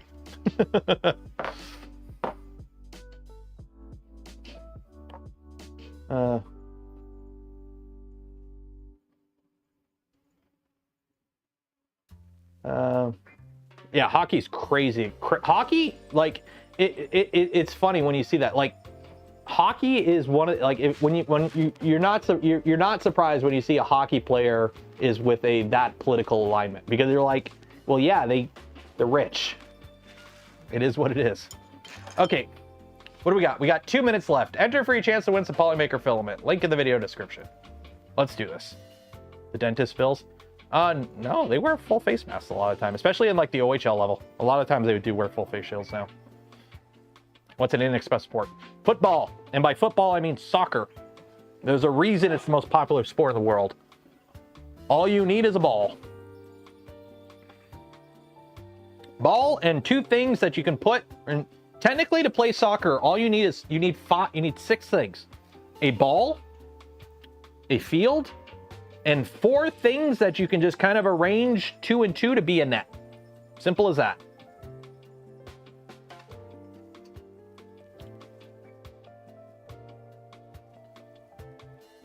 Hockey was slightly more affordable. Oh yeah, and then don't get me started if your kid is in travel anything.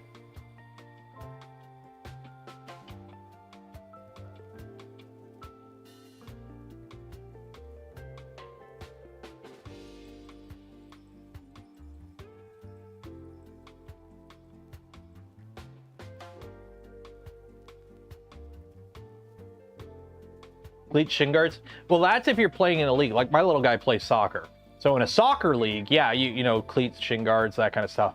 But I'm talking like just to actually go play the game, you don't really need anything. To go play hockey, you need ice. At a bare minimum to play hockey, you need ice and skates and a stick and a puck and a net and somewhere like the minimum to get into hockey is a lot more than a lot of other sports. Most places don't have ice. What are you gonna do? Well, you need to rent an ice rink.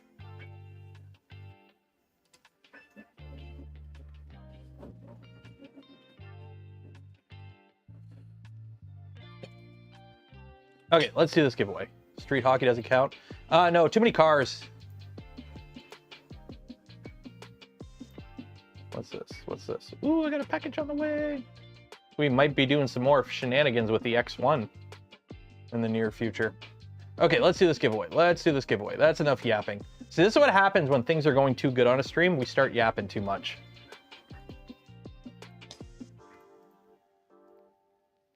Okay, let's see here. If you did not enter for your chance to win some POLYMAKER filament, you will have another chance on Tuesday's stream. By the way, do you guys mind the app in here? Let me actually do a poll. Let me do a poll. How do I do a poll? Oh my god, it's been too long. Poll. Start a poll. Do you like the yapping? Start poll. But when it comes to the yapping, it's literally whatever the topic happens to be. It's not like it's specifically this is the topic. It's just kind of whatever comes up. So. Okay, let's fire up marbles now. Polo is a... Yeah, don't you need a horse for polo? That immediately kind of limits you.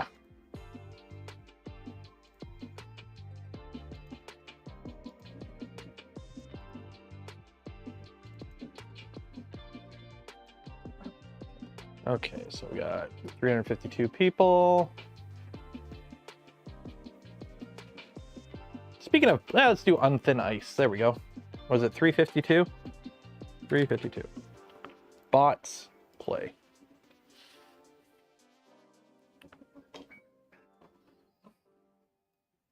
Yeah, like street hockey. Here's the thing with street hockey. You still need everything except for, you still need quite a bit of a... And also street hockey, you don't really go anywhere. It's just there's a difference between, professional level or even just like... I do believe there are leagues for street hockey, but it's a bit of a difference between like actual hockey and street hockey, let's be honest. Okay, so how this works, if you win, you get a spool of filament from POLYMAKER. If I pick you and you win, you get a spool of filament from POLYMAKER and a hat. Free hat. Good luck. Oh no, how am I gonna do? I can't get in the ball. Shoot. Okay, how am I gonna do this? You. Dean, you're in the middle of the screen. Dean or James? I don't know. Dean or James? If either of you win, James Kerbal or Dean Davies, if either of you win, you get a hat. Along with your spool of filament. Anyone else wins, you just get a spool of filament. What were the two names? Dean Davies and Kerbal. James Dean. Yeah, James Dean. Shoot, I should really write these names down.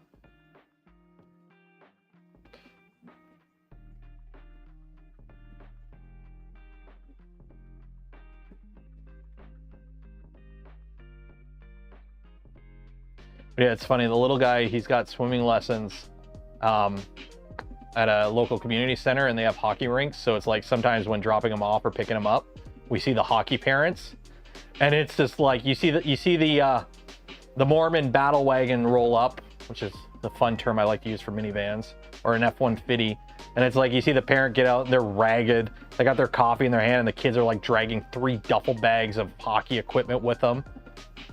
Parents are like, hurry up, we're gonna be late, I told you you'd be late. I'm like, oh yeah, that looks like fun. So much fun.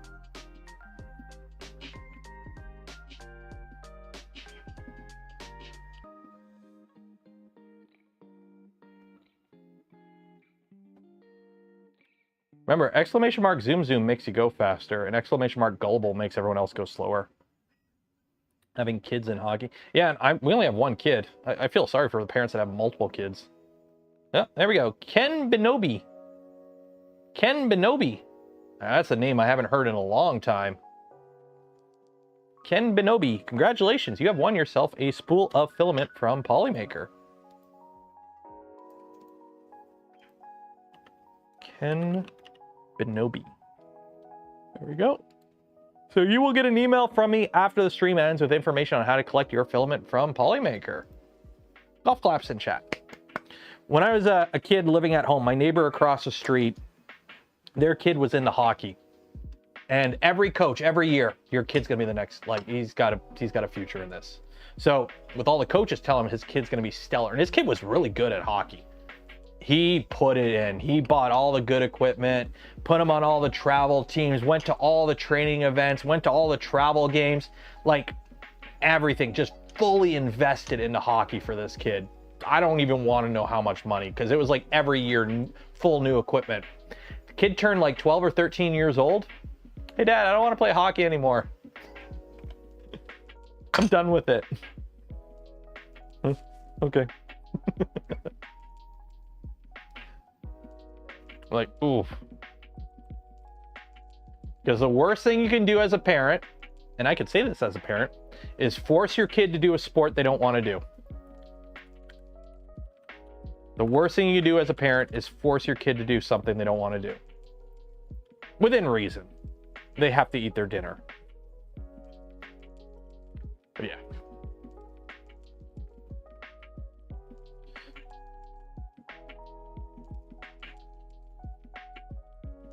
Okay, so I think that's it. Oh yeah, parents living vicariously. Oh dude, My little guy is in like travel hockey or travel soccer, or not even house league soccer, house league soccer. So it's like he's like 6. So like the team is like just like 12 kids, boys and girls all mixed together. Who cares, right? Because it's just go play. And we're talking like some games nobody scores. Some games it's like 12-1. Some games it's 1-1. Like it's house league soccer with 6-year-olds. It just go have fun, go run up and down the field. And there are parents that are just like yelling and like freaking out, and like I'm like, dude, they're 6. Like, that kid is over there eating grass. Who cares? Who cares? It's just get your kids out of the house and wear them down so they go to bed better. Who cares? But there are parents that are like, this is house league 6-year-old soccer. What? Oh my God. It's so weird. It's largely in North America. Is it? I don't know. I'm in Canada, so it's like, oh, this is printing so, oh my, here, let me get a picture of this. This is so clean.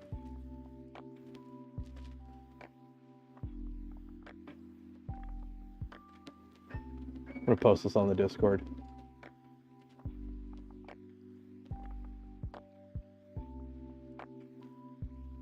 Oh. Yeah, here, I'm gonna post this on the Discord so I can pull it up on my picture on my phone. Did Reddit change the icon? I think they did.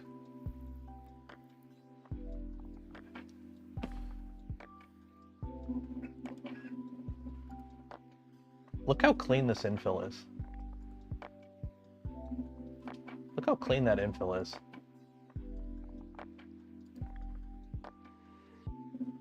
That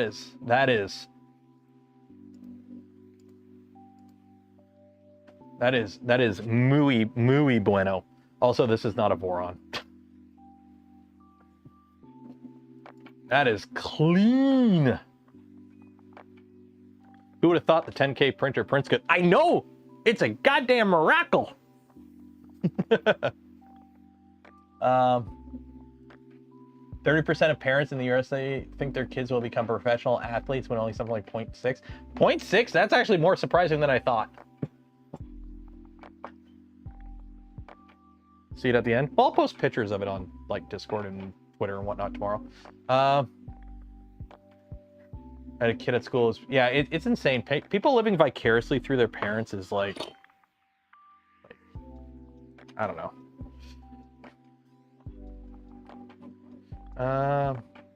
I was an umpire for T-ball game. The parents were awful. The kids. Oh yeah, the kids just want to have fun. Just let the kids have fun. Just let them go out and just do whatever. Who cares? Like I hate when people get too invested in other people. Like they're just kids. Let them have fun. Okay, we're gonna call it there. I think. I will post pictures of this stuff when it finishes printing on the internets and the socials. Follow me on Blue Sky. I'm having a lot of fun on Blue Sky. Blue Sky is coming along pretty good. I don't know. I'm not logged in on this computer for Blue Sky. Let me log in to Blue Sky. Oh wait, maybe I am logged in. I am logged in. Yeah, I didn't save it. That's why. What am I at on Blue Sky? What am I at? Oh shoot, coming up quick. 805 followers. It's popping. It do be popping. It's less hectic than Twitter. Because here's the problem. The Twitter algorithm likes to have a stroke at a lot of times, and it's like, you love crypto. Here's all the crypto bullshit. And I'm like, no, go away.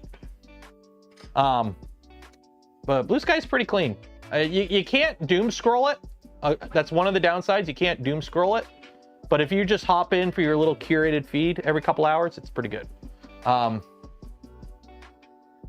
Oh, it's Twitter so bots. What I do, I go on my Twitter account and I just look at who subscribed to me new that day, and literally 9 out of 10 are bots.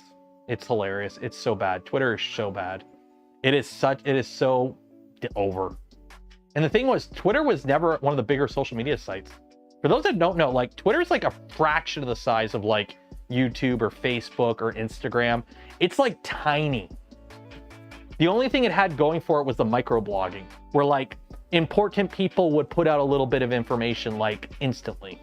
But now everyone's leaving it. So It's just bots and crypto bros. So anyways, calling it there. Everything is banned. It's not banned. It's just not a platform where you can go in there trying to be a dick to people and not reap the consequences. Remember, freedom of speech is still a thing. You're allowed to say whatever you want. But if you signed up on Blue Sky just to be a dick to people and people flag your shit as just you being a dick, yeah, you're gonna get flagged. Simple as that. Like, it's funny how many agitator accounts from Twitter try to make accounts on Blue Sky, and then like, no, also the algorithm doesn't promote them. The algorithm, your algorithm is curated. You tell it what you want to see. So it doesn't push everything to it pushes the stuff you want to see. Simple as that. Be gone fast. Free talk. I never said it had free talk. Why would it have free talk? I don't want it to have free talk. Twitter has free talk. Twitter's a cesspool. It's not free talk. It never was free talk. I don't know why people assume websites have to have free speech. They have free speech as long as you follow the rules. You don't follow the rules, you get kicked out. You come into my house and start saying shit I don't agree with, I'm kicking you out of my house. If I run a business where I'm running a bar and somebody comes in that bar and starts mouthing off to my patrons and starts angering them to the point where I'm losing money because you're being that big of a distraction in my bar, I'm gonna kick you out of my bar. And other people are probably gonna punch you. If I'm running a website where people are coming to have a fun discussion and somebody rolls in there and they're just there to cause shit, I'm gonna kick them out. Simple as that. Okay, bye now. Bye, Night Train FPV. Sleep well. But yeah, it's actually going pretty good. A lot of the 3D printing people have moved over. A lot of them have closed their accounts on Twitter. But yeah,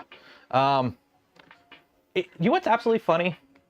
John there. Yeah, the stream's over. We're just wrapping up yapping. People cry for speech. You know what's funny? Every time I see when I posted, hey, I got a Blue Sky account, or anytime I see other people posting they have a Blue Sky account, there's really only one type of person that gets angry. And they get angry. They leave angry comments. I've gotten a bunch. I had to block a bunch of them. Death threats are fun when you talk about, when you're like, hey guys, I created an account on a social media, and then I get a death threat. That's always fun. That tells you the type of people that are angry with people moving to Blue Sky, because they can't yell at them, and they need their people to yell at. They got to punch down to feel better. So if they're leaving, they go to follow them, and then they get called out there because the site actually has enforcement. So yeah, yeah. The fact that if you say cisgendered on Twitter, your account gets flagged and the post gets banned or blocked or shadow banned or whatever. Yeah, great platform, Twitter. Anyways, call it there. Enjoy your weekend. Be safe out there. Wash your hands. Shout out to POLYMAKER for the spool filament we gave away this stream and every stream. Links for all of them and more in the video description.